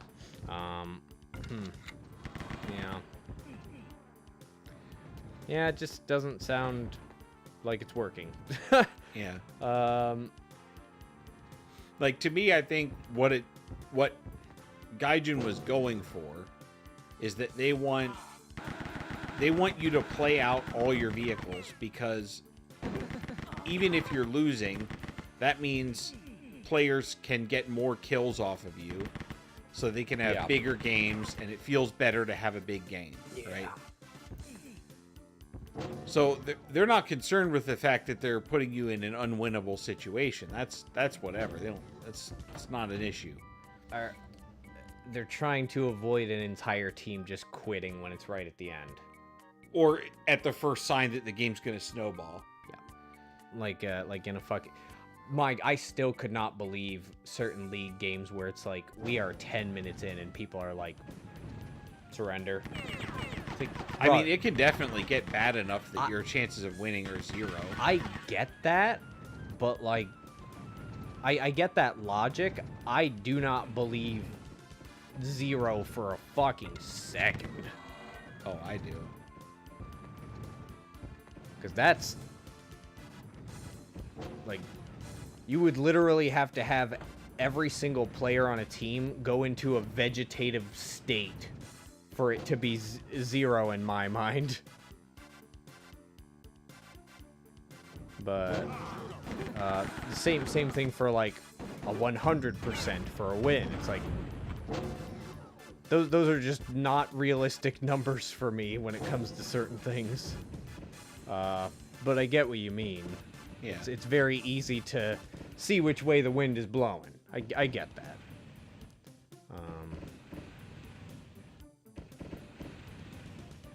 Yeah. I don't know. They just, yeah.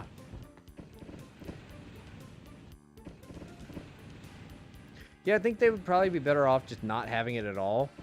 And it's like if an entire team fucking bails, then that's what happens. Yeah, I mean, I feel like it would always be more of a sign that maybe the game is not being balanced properly, or the community is just full of people who are not very good at being social with each other. And also, the fact about, you know, it's like either put in 10 vehicles and, you know, succeed, or die in 10 vehicles, then fix them. Or die in 1 vehicle and quit. It's like,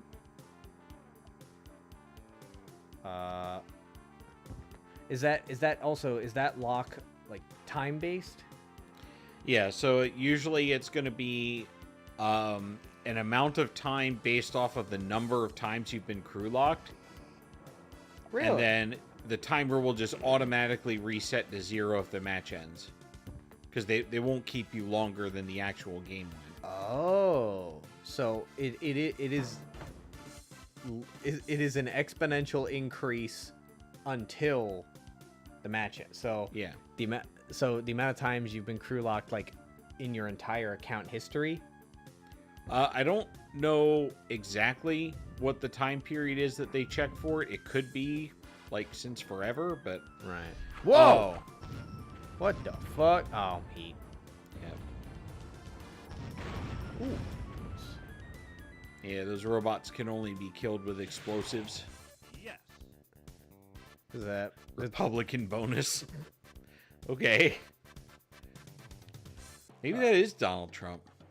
Because I like the idea of somebody getting crew locked and it's like, oh, how long is it for? A week or until that match ends. Yeah. It's like, can we make the match last longer than a week? No. Yeah, I think matches cap at like 30 minutes, so. Yeah. That also kind of.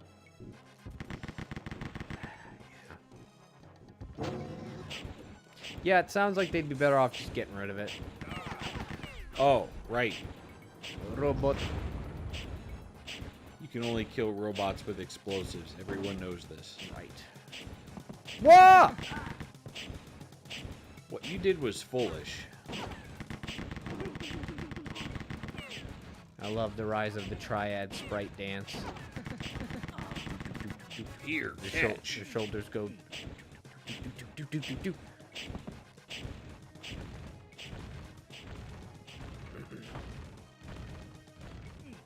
Oh, that's nice. Oh, I don't have to hear it. Like, forget everything else that happens when you push the switch. I don't have to hear it. If there's one thing I hate, it's the sound of fire hitting the wall.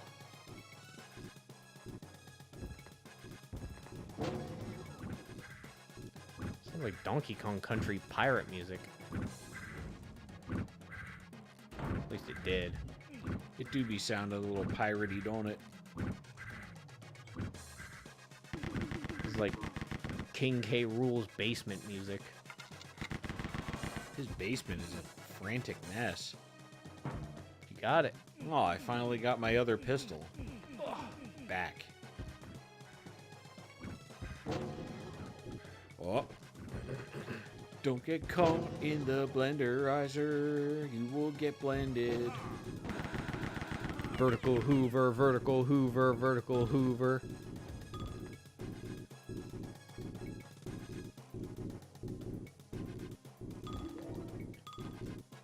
I love these. They look so silly. I think they're all right. What? Eat dirt.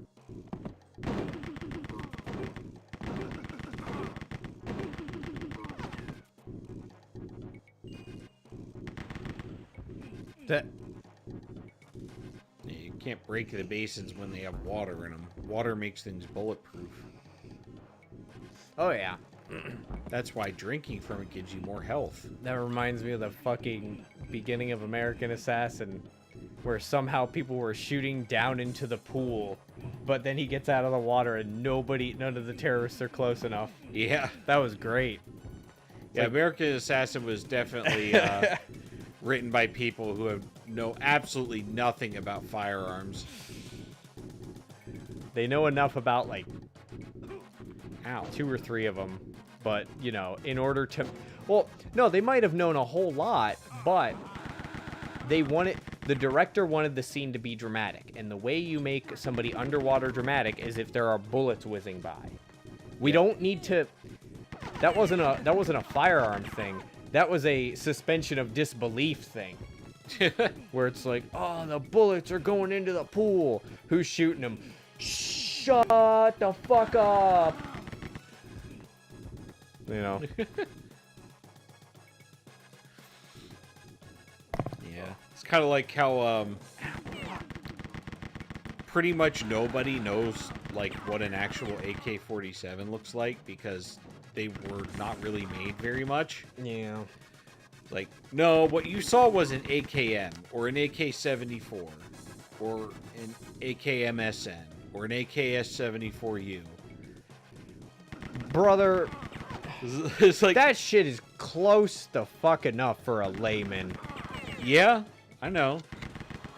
But like, how far away does it have to get removed before you're like, that's close enough? It's like, okay, it's a different caliber, it's a different barrel length. I mean, at that point, if somebody's gonna like call me on it, I'll be like, that looks like an AK-47, and they'll be like, are you a fucking idiot? And I'll be like, it's a gun. Happy? Yeah. It's like, I don't. This isn't the conversation I was looking for. A gun. Yep. Fair enough. You know, it depends on context. It's like also if we're observing something that is, what would be the word? It's not toting. Toting itself, I suppose, for being Touting. accurate. It's like that's different. Like, Is this just... we can map. This is just a scam. Yep. This square's weird. But maybe Oh, that's it's only because I'm standing on it. Ah. The floor doesn't exist when you stand. That's right. This song is getting weird. Oh, can you use that pillar for something? I don't know. Cool. I think it moved out of the way because I flipped the lever over here, but... So, there is a... Like, in one of my thriller one-man army operator books, Orphan X... That's designed to make you fall off the edge. Yeah, you have to, like, Oh. sprint a Yui. Can you bring the pillar over here? And No. Oh, I thought you could No, push it's those not a- anywhere. No. Aw. Scam. Yeah, that's stupid. So in the Orphan X books, there is a... I think it's... Is that Greg Hurwitz?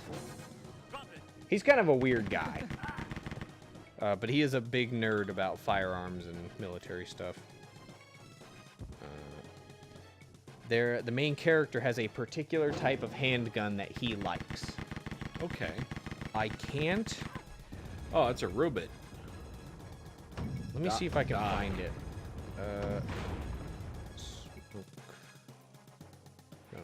I did it. I killed the robots.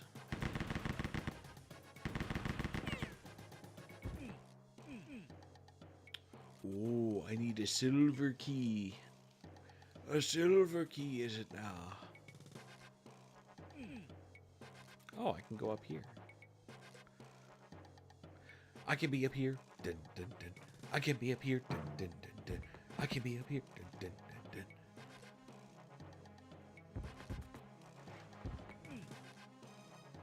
dun. Elevator's on the way. Why do you do that? The weight is artificial. We get the realism we deserve.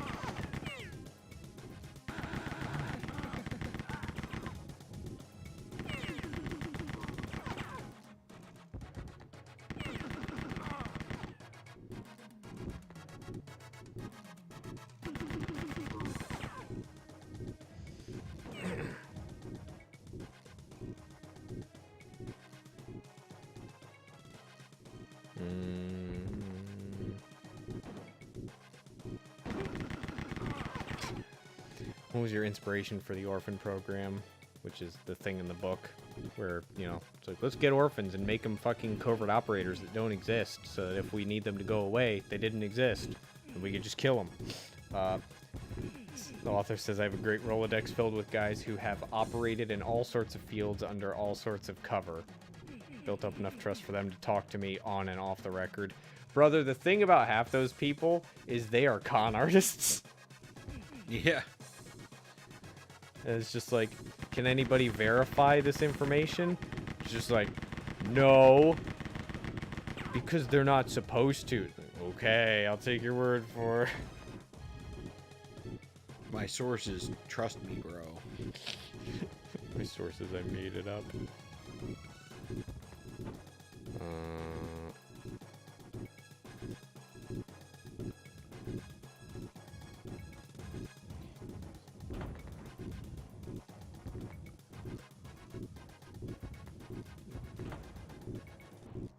Bradley Cooper could do a good job with the character.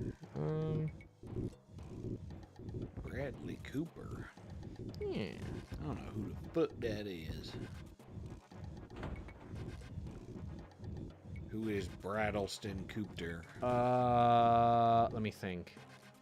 He was one of the guys in The Hangover. He was the voice of Rocket Raccoon. He was the guy in Limitless, where he takes a drug and his brain goes super mode. What have you seen that might have contained him? Oh, geez, I'm not sure. Ah, Silver Key.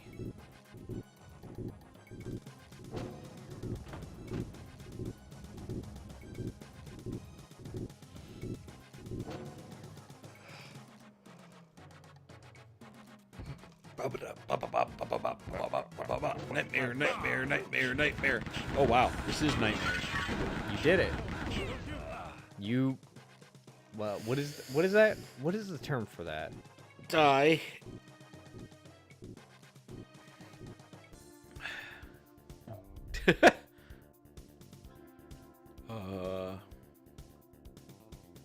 Wall to wall.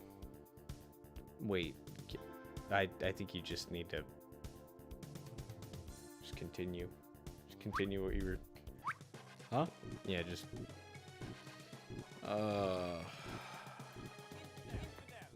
You called me an infant. The fuck? What type of game are we playing here?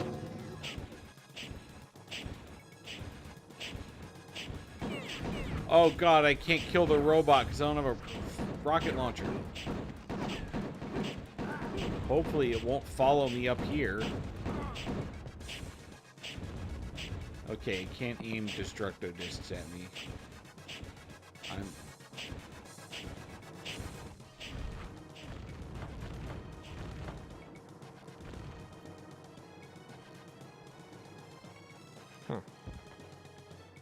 I was trying to figure out what the main handgun that this particular character uses, or prefers to use. But I remember this guy actually did quite a bit of work in looking into weapons and all that, and you know he's got his contact in Vegas. Okay. Because of course he does. It's an Ares 1911, which is, you know, made by Ares company. Don't know a lot about it, but Maybe he got a promotional deal with them. it's possible. He might have also seen it and used it and been like, yeah, That is the most impressive piece of human killing machinery I have ever held. I think it's got to do with its size. But anyways, yeah. When it comes to accuracy with stuff like that, there are some authors who will be as accurate as possible with the stuff that they know about. Yeah. Me as a layman, I do not fucking care. It's like, Are you having fun, sir? like, you know, it took me like 12 books through Jack Reacher before I was like, let me see if any of this is even remotely accurate from the perspective of a, you know, a British man. It's like, did he do his research? And then, you know, first things that come up are, this is wildly inaccurate. This is not how the military police operate. But, it, you know, they're entertaining books. I was like, okay, so it's about what I expected. Cool. Yeah. Like, that's fine. Yeah, it'd be some pretty wild military police that go in like guns blazing on shit all the time. Mm-hmm. and the guy who, you know, breaks plenty of rules gets told, you're gonna run your own fucking military police division. What do we do? You figure out weird cases. Find people who are bad. Yeah. Put together your own team because you're a fucking weirdo. I think my favorite part about his special operations group was just the complete and total free license to just look for whatever people are bad. Kind of. Find people who are bad and then put them away or shoot them. I mean, if a crime happened and it was done by the military, it was like, that's within our jurisdiction. And so, you know, they could look into it. But they didn't actively just go out and just be like, let's find crime. You know, it was like a crime was committed. Let's look into that. I mean, they kind of did. Unless you're talking about Jack. And, Yeah. You know, like current day.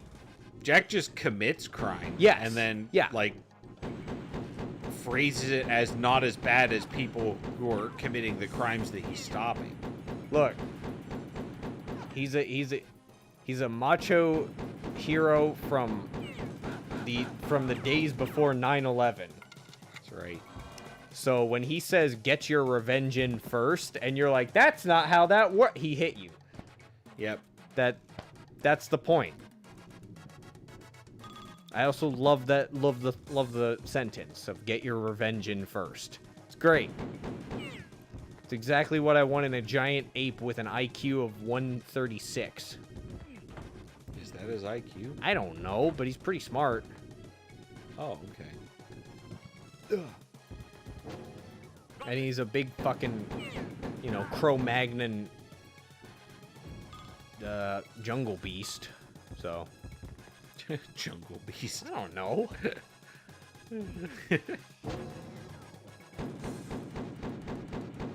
Oh, you're made out of metal. You get this.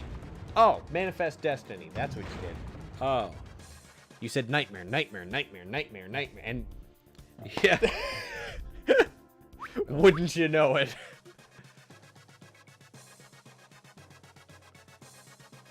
God, this music is... Yeah. This is like King K. Rool sees his therapist. It's not a good visit. No. Oh, no elevator music this time. Okay. I like how the elevator shakes violently when it gets here. Yeah. What else would it do?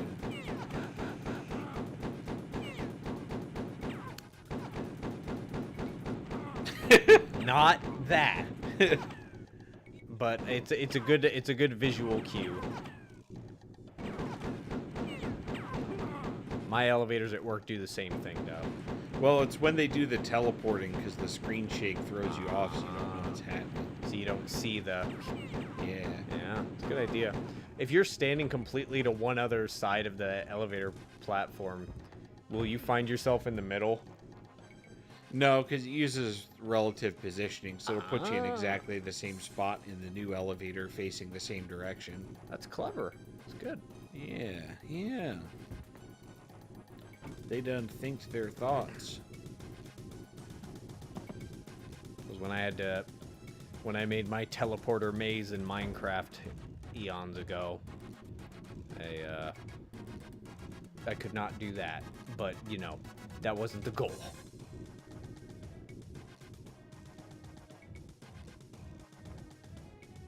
I forget where the lever is. The lever. I need to hit a button, and I didn't yet, and I need to do that. Where's my button? There it is. There's the button. I'm gonna press it. Next button, next button, next button, next button. Nightmare, nightmare, nightmare, nightmare.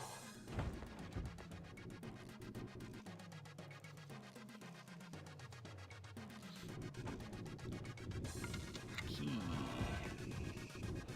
Sounds like you're picking a fucking dime off of a table.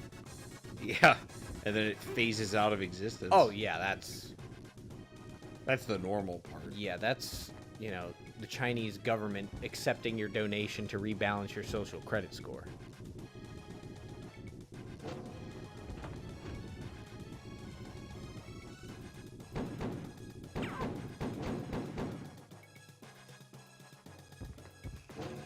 Oh my goodness. Is this the room that you sprinted out into? Yeah.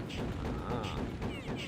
I knew it looked bad for a reason. Oh, right. I was looking something up, but then you asked me about War Thunder? Yeah.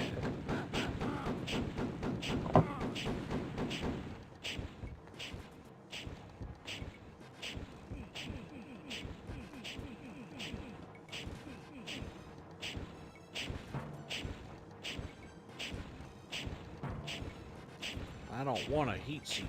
I want the bazooka. Because it's much easier to kill.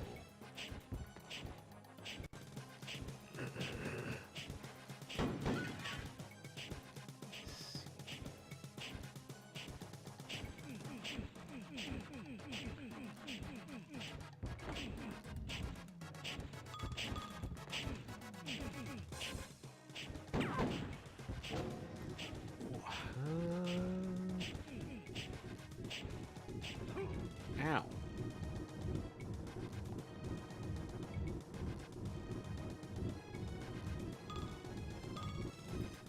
So, has the issue with Helldiver's armor been that the values don't mean anything? Yeah, the armor stats weren't really doing much other than speed. Okay.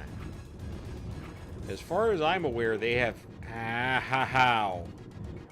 They haven't really fixed it. Okay. I'll see if I can find the thing. Oh my god. Oh my god, there's more robots. Woo!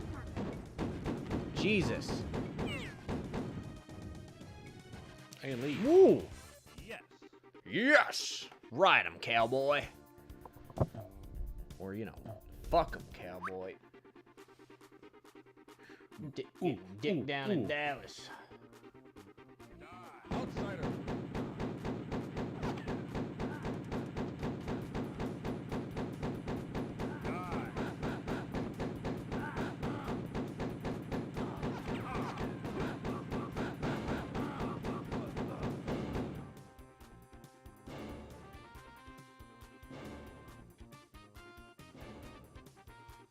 Yeah, I remember seeing something, but...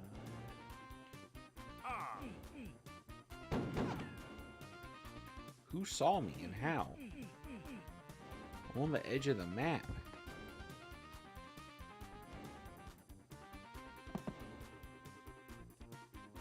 Over here. Over here. Ah. Very timely porridges.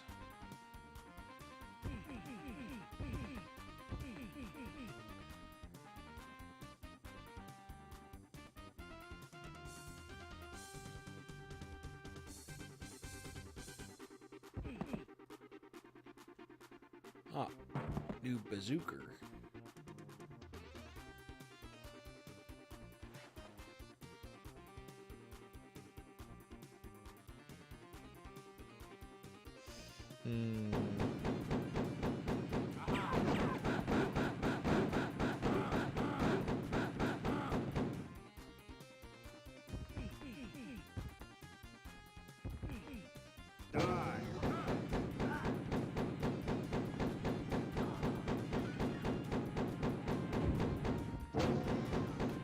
I see somebody with some actual replies, but like the only person who had a reply, a person whose account I was not allowed to view, replied. So it's like, okay, fair enough.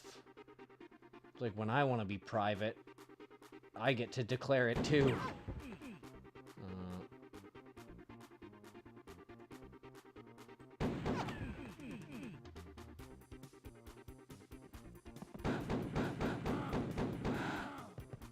The fuck?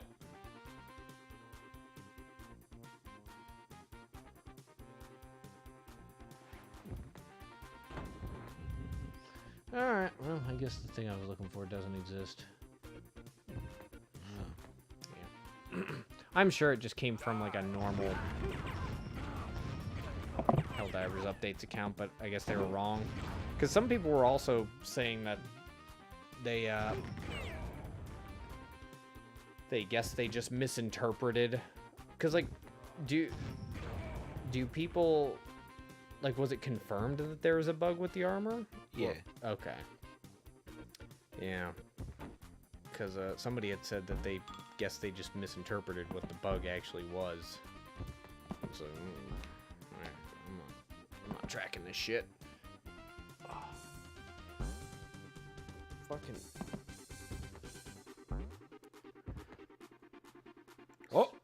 Oh, landed on one of them. Nice. I don't think that does anything for me, though. Is there even anything here to, like, get or do with these? What about the no? What about on the other side? No? Yeah, you got trampolines in here, too. Yeah, looks like a no. Wow. Unless something shows up. Until that is decoration.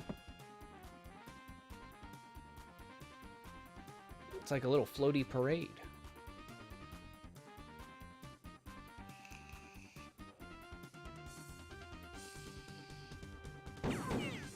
Good old drone parade. Ugh. So are these basically just the levels from Rise of the Triad? Just... Yeah. Okay. So what was the thing with all the different amounts of levels you could play for the campaign? Because they were varying pretty wildly. Yeah, there were all the extra chapters, the lost episodes and shit. Yeah, but you were going through them and the number kept going up and then it started going down again? Yeah, some of them were longer than others. Well, okay, that... It's like 6, 8, 12, 16, 30, 40 something, and then it sounded like you said 13. I might be misremembering, but I remember... Unless you were listing them out of order, but... Oh. That looks fun. Yeah.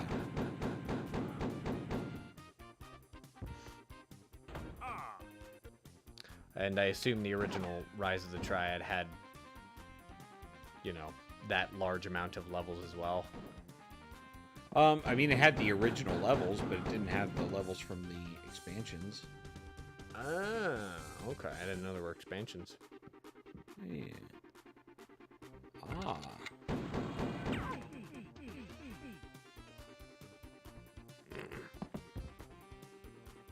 Oh. How many expansions did it get? I don't know. Probably however many there are when I go to level select, because I'm pretty sure they got all of them. It was like 5 or 6. I think, yeah. Sounds about right. I'm really good at guessing.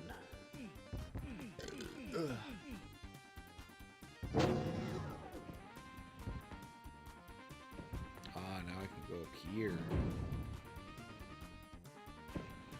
Oh, I can do this. Oh, I hate it. Oh.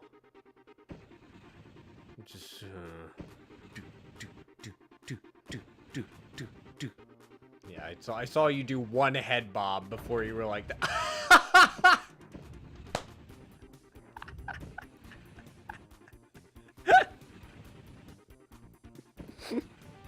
I am not happy.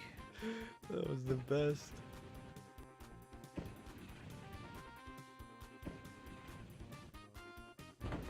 Alright. Nice.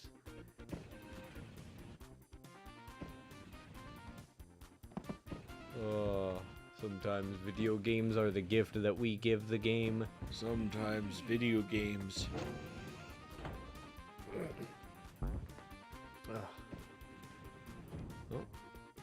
Oh, I see. Extra life. If that's an extra life, what are the red swirlies? I don't know, an extra life? I don't accept the premise of your statement.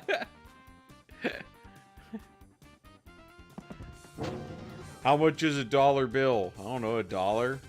How much is a dollar coin? You can't. A dollar? All right, better. Better. But why make different sprites for them? I know why we have different versions of the same kind of currency. Small development team that had coordination issues occasionally? I don't know that. Me either. That's why I said it. I love opening a door from above. What the fuck? I like how they just piled TNT on top of themselves and were like, yeah, let's just wait here and prank them. This is where we stand. Oh my god. Oh, jeez. There's so many. Then they came out of the vent going, did the guy standing next to all the TNT, because they were posted there, blow up all the TNT? That's what it sounded like. I can't believe you exploded the TNT. I cannot believe you exploded the TNT. How could you have exploded the TNT? Oh, hello. I'm really glad I have a machine gun again. I mean, it seems like you get them pretty early in any of the levels. The only way to get them is from the guys that have them, and they have a 10% drop rate. So it's completely random if you get one or not. Did you just fucking NWA you? Yeah. Oh, there's a pistol. I do appreciate that Morrowind made it so that people could almost colloquially slur at you in an abbreviated way. Very weird. It's like, we're not going to call you a slur, but we're going to make a slur that sounds like N-word, but literally N-wa. Yeah, why not? Great. Oh, it was the guy who was posted on the other side of the pillar. Yeah, these. Oh, those are points. Just a lot of points. Yeah.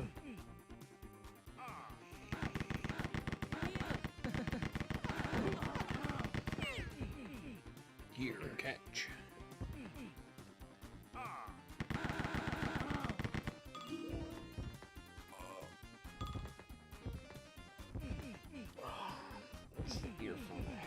This is for left ear, so. Yeah, it definitely ended up here. Now it's just fucking Venitoed. It's just fucking gone. No, that'll take some searching. Oh, I'm sorry, I missed chat. Oh! Am I tripping, or is the game lagging as fuck? Man, I like misclicking. I do too. Sometimes it's funny when you're wrong.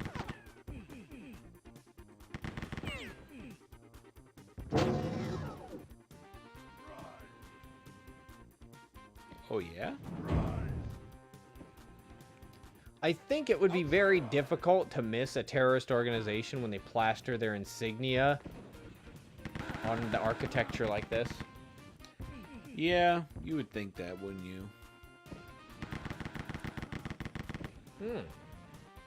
Saw that pressure plate in the middle. Ah. I'm sure it won't do anything bad. Oh. My favorite noise. Wait, was it supposed to like trap you in the middle there? I guess. Didn't work. Here he is. Here we are in our individual alleyways. Drop it. Love those guys. They do really try their best, and that's what I appreciate about them. I don't think you do. You think I don't appreciate whoever that was? It's possible. It's hard not to appreciate the spirit of somebody who tries something futilely. One must imagine the sand weevil. Especially when it's such a bad idea, and like you feel like surely they knew they shouldn't have committed their lives to that, but they did it. Is it sand weevil or green weevil? What? Yeah, the grain weevil. Yeah, one must imagine the grain weevil happy. Because, you know, Sisyphus joke. Oh. It's, they're the robots that they put at the top of grain silos Oh. to kind of, you know, sift around the grain so that, it's more difficult for anybody who... Oh my god. What the fuck? This is just murder.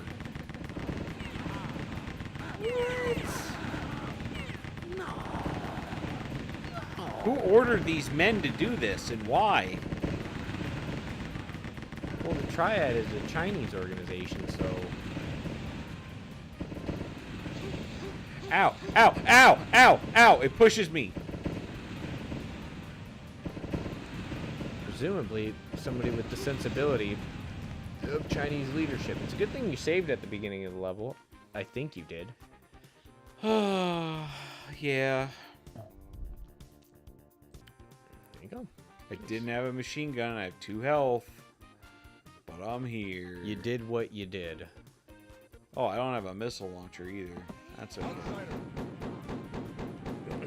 There's one levitating in the air over there if I need it.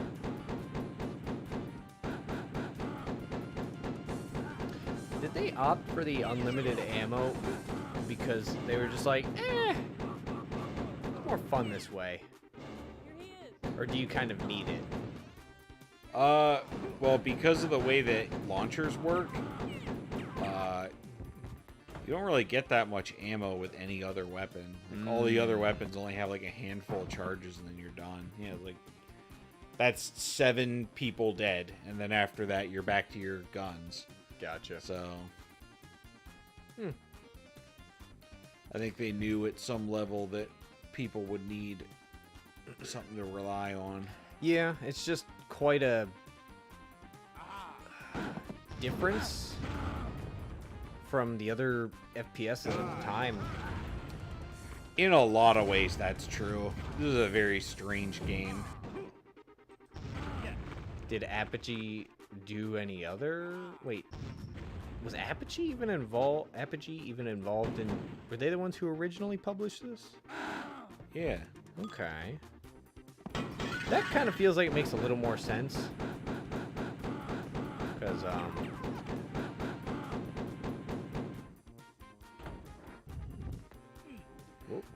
Oh. Whoa. I'm okay. You know, they... Well, but they were the ones who published it. Yeah, I don't know. It's an odd... Yeah, it's an odd one. Yeah, this game really doesn't make a lot of sense. But it was still a classic, That's right. so... It's just outrageous. Outrageous for different reasons. Because it's like, you know, Shadow Warrior was also outrageous for very different reasons. Funny Chinese man. Yeah. I like that the MP40's recoil is just booty jiggle. The front of the gun doesn't move. I mean, is it supposed to be something like this, maybe? Maybe the front is moving? Because you can see everything except the little iron sight is moving.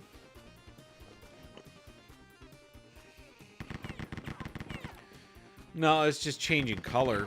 Like the front half of the gun is stationary.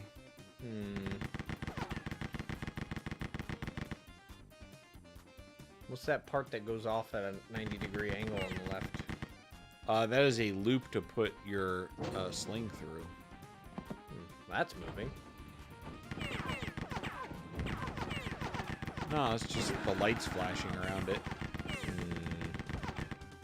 Okay.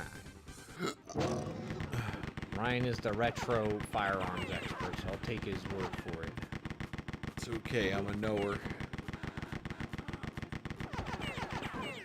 My vision might be better, but he's a knower.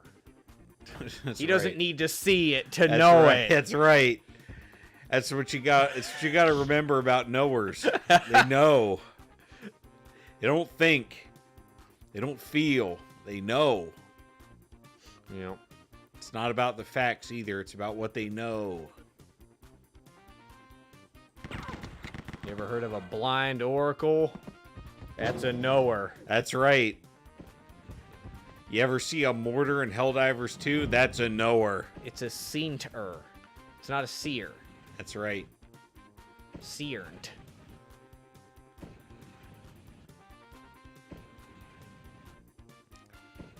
You need to be where I can... Yeah. Oh, wait. Oh, nope. It's over there. Love this. You just hang out back there. Now we'll hang out up here. Oh, you think you could one-shot it straight over to the button? That's an idea. No, not from that one. When the one comes around. It's a good idea, though. Okay. There. Hey! 3 hits. It's good. Good.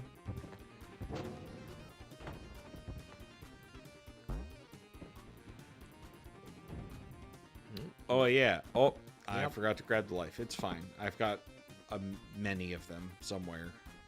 Also save states. Yeah.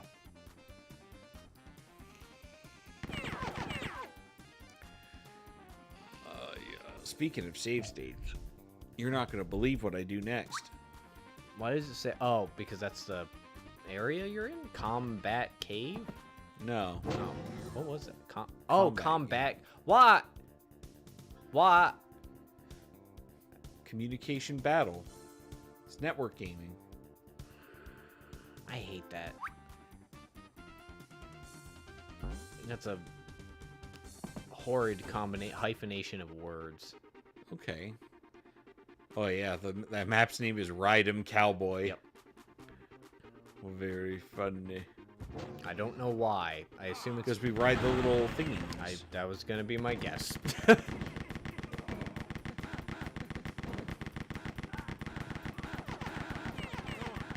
Please! No, don't shoot, please! No, don't shoot! Is he gonna pull out a gun eventually? Probably. No, he just fell over and died. What? Oh.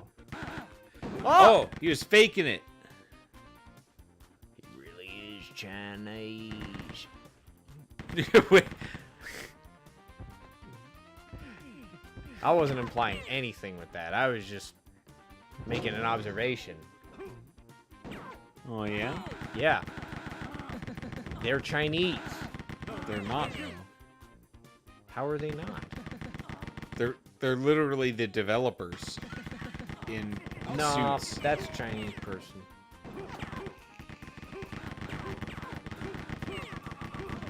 I can tell from their gang affiliation.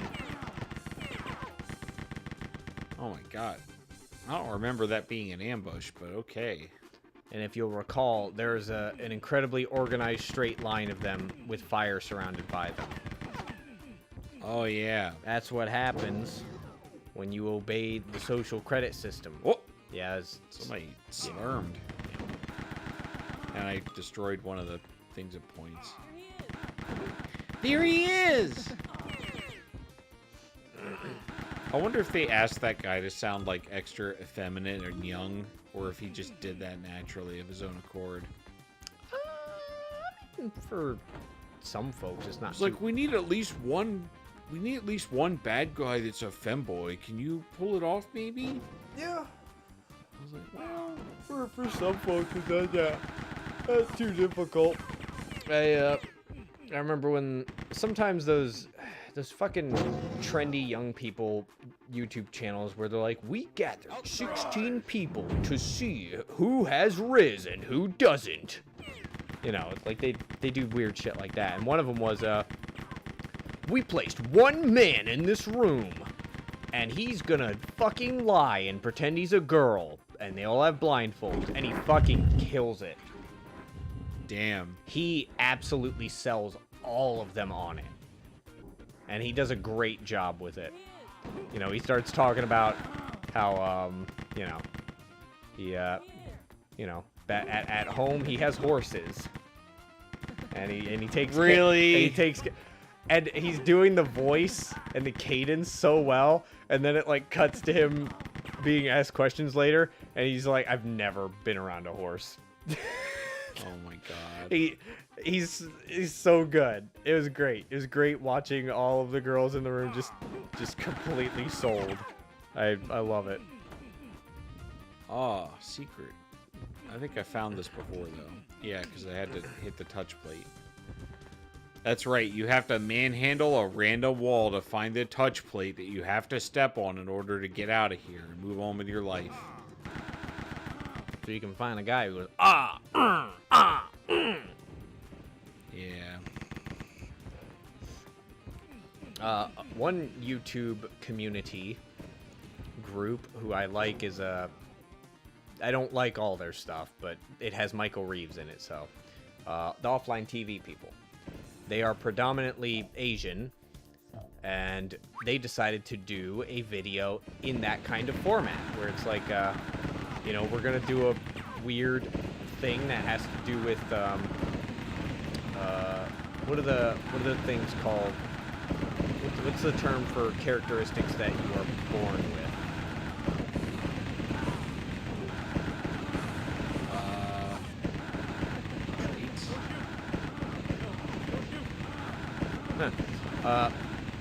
But you know, they do that. They do those videos, GQ or whatever. They do that stuff all the time. So they were like, well, we're predominantly Asian, so let's make a video where we have to find the non-Asian person. And they're all masked up, all their skin is covered, and they basically just have to all they can do is ask questions. Oh. And it was a pretty good video. And one guy was like, you know, he's like, I'm half black and I'm half Hawaiian. I don't, Samoan, I think that, I guess that's Asian, I don't really know. But, and there's money on the line. That if the you know, okay. so if people, if the secret non-Asian guy can get through this, he wins money. So you know, the offline TV guys need to, the crew, they need to ask questions. But then you got like 7 different personalities here, so they're gonna ask some very different questions. And one of them who asked the Samoan, half black guy, it's like, you know, how half black are you? And then they just immediately go for like, how big are we? Because he's like a big dude, and they're just like veering towards how big is your dick. It's like, Jesus Christ. That's great. Yeah. There's nothing in there for me but sorrow. And then the rest of it is like,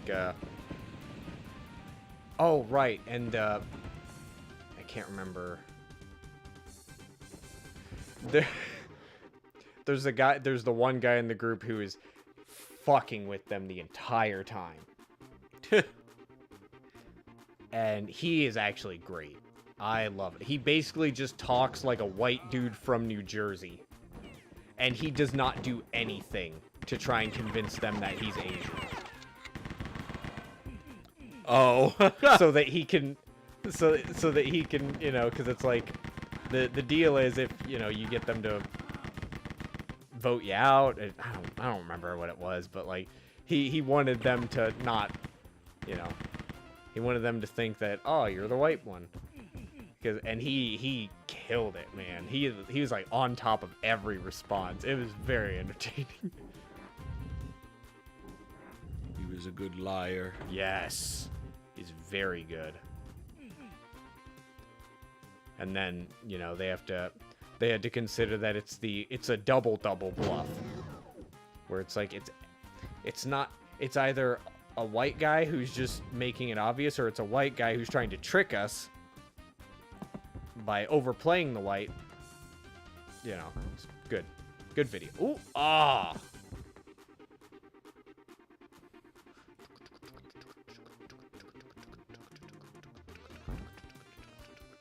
Ooh. Oh. Damn. Whoa. Yeah, I could travel quite a. Yeah, almost got it there. Ah. Nice. He's perfecto.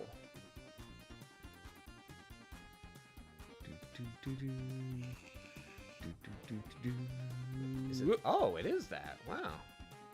Whoa. Lots of opportunity for leave. I'm grateful. Normally they don't give you that. So what do they get? Food coins. Hey. Sometimes we take what we got and we run with it. Other times we refuse what we are given out of spite. Sometimes we spit in the air and we call it fun.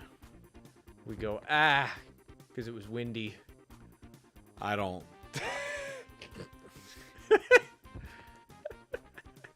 Okay, that is a dead end.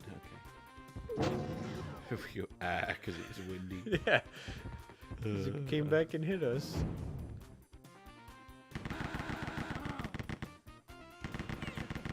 Sir, I can see you lying down in the trees.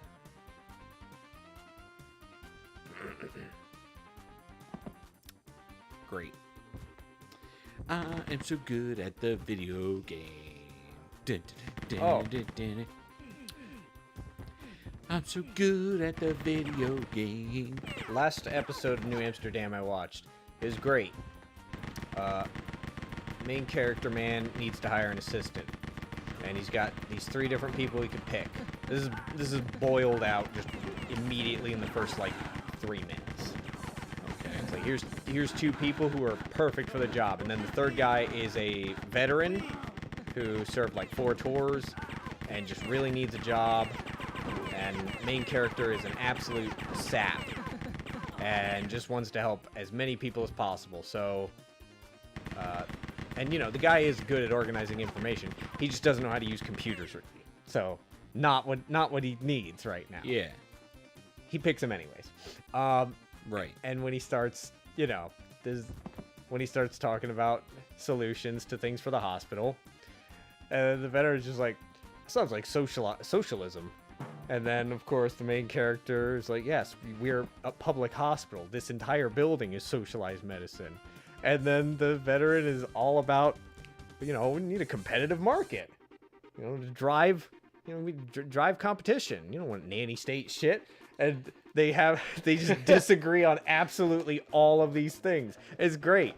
Good. And then, you know, throughout the entire episode, the main character is trying to it's like, we're trying to figure out a solution for this old lady who, you know, we want to have nurses for her post-op care who can come check on her, but that would cost too much, and the board won't go for it. And he spends the whole episode trying to figure it out. And the veteran guy is just wagging it, you know, he's just like, yeah, I shouldn't do that. That's not good. It's going to cost taxpayers money. It's not a good idea. And then before the episode ends, he's like, all right. Instead of just disagreeing with me and telling me I'm wrong, what is it? What is a self-reliance solution for this situation? His family should look after her. She doesn't have anybody.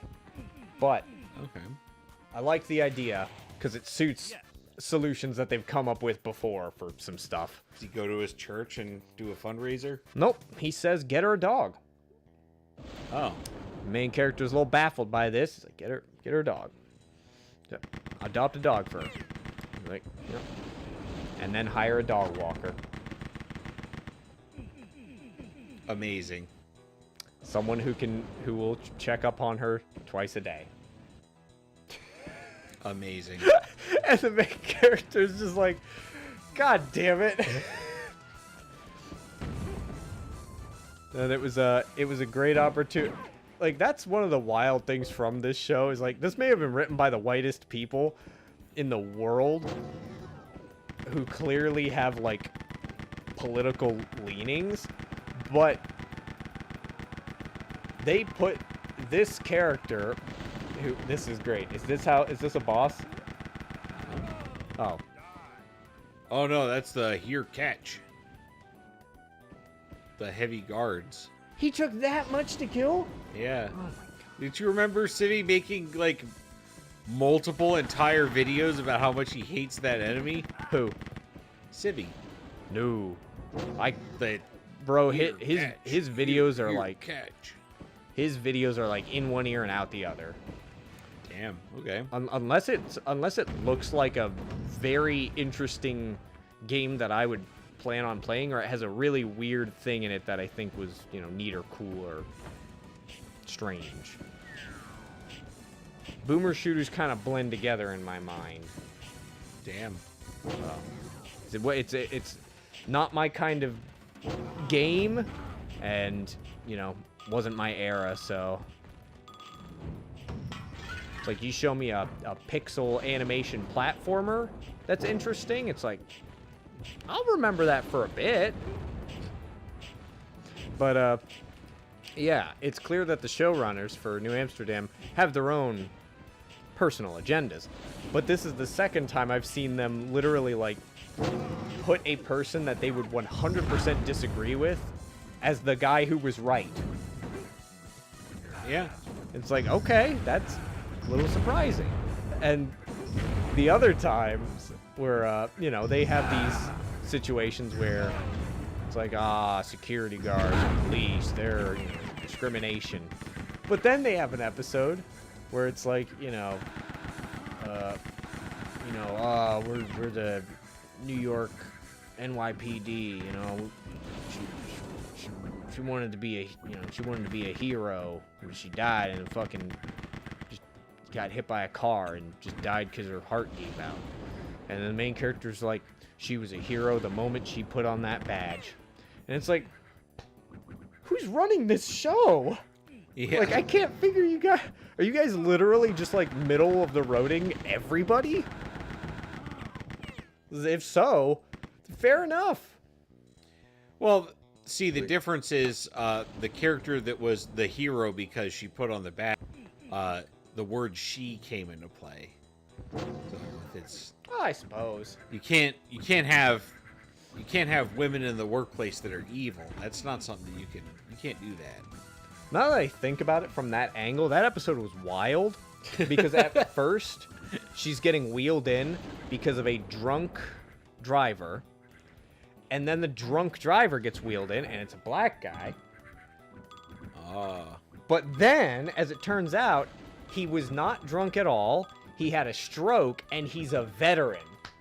Oh. Who is not being looked after by the veterans. Gotcha. So it was... From that kind of perspective, there was a lot going on in that episode. Woo, that was heavy. It was a good episode. It was a very, like, you know, people are inherently good. It's like, they're not this good. But, like, I respect your spirit.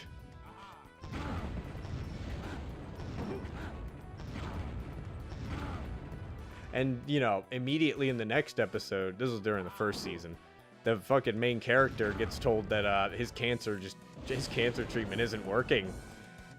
So he becomes a fucking tyrant. Oh. He basically... Wow, this is the secret. 3 health pools and 3 fucking firebombers? Oh my god. Yep. He basically comes into the next episode because he got that bad news. It just grills everybody for why this police... I'm almost dead. Yeah. He grills everybody for why this police officer lady died because, you know, anytime somebody dies, they do a review. Yeah. To figure out, okay, what could we have done differently? And absolutely all the findings show signs were normal. We couldn't have predicted this. Hart just quit. Yeah. But because he is a man who wears his heart juices on every layer of clothing, you know, bleeding heart, he got told his cancer treatment wouldn't work. So in his mind, he's thinking there has to be an answer to make me better. So how come this lady died? And he just goes off the rails. It was nice. It was nice seeing him be a fucking cruel person For like one episode.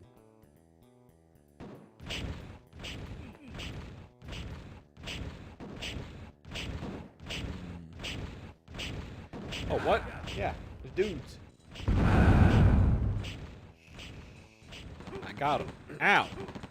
I didn't get all of them.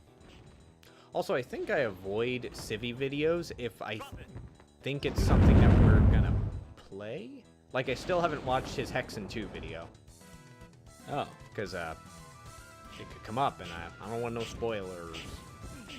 I don't think we're ever going to play Hexen 2. That's your call, man. Whoa. He dropped down from the ceiling. We are at 3 hours. Okay, good. Your estimation is correct. All right. Ryan's body is acclimated to 3 hours of gameplay. You know. Boy, this game's rough too. Yeah. But yeah, we got The Hunt Begins, and I think Dark War. yeah, these Wait a minute. these two were Triad has taken over San Nicolas Island. Oh, and they have LA in their sights. yeah. Okay. The And Dark then- War. Extreme Rot is the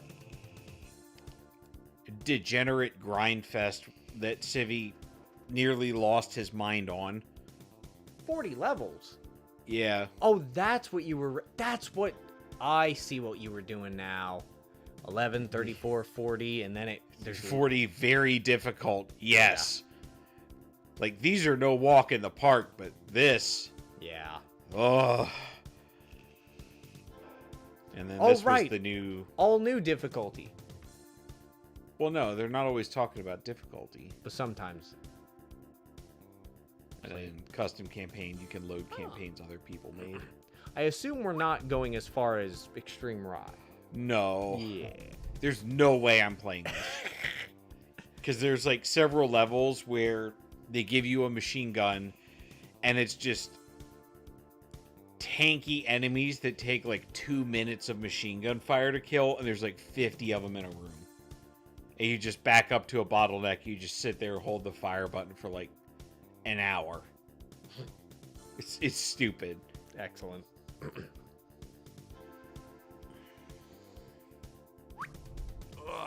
All right. Hey.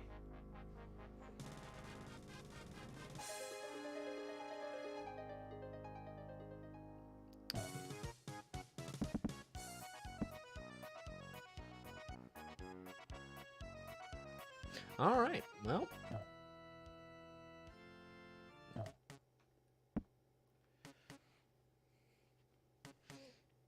Oh yeah, Havana Smooth. This is one of the ones Civi likes, I think. Run like Smeg. Yeah. It's a good song, but why is it called Run Like Smeg? Don't think about it. I'll think about it a little bit. Okay. All right. Well, so we'll be seeing some more Triad Rising. And yeah, I don't know. I think I know what I'm going to play next week, but we'll see. Okay. But I'm going to continue Lords of the Fallen in my free time. And we'll see where the road takes us. It's going to be further. Because you can't go backwards on a road. That's illegal. And as you know, if something's a crime, you can't do it. It's impossible. You're right. Can't do it. You're right. I've never been able to do a crime. It's true. That It's means not it can't happen. right? It's not a matter of will. It just can't happen. That's it. Play game, brush teeth. Bye. Bye.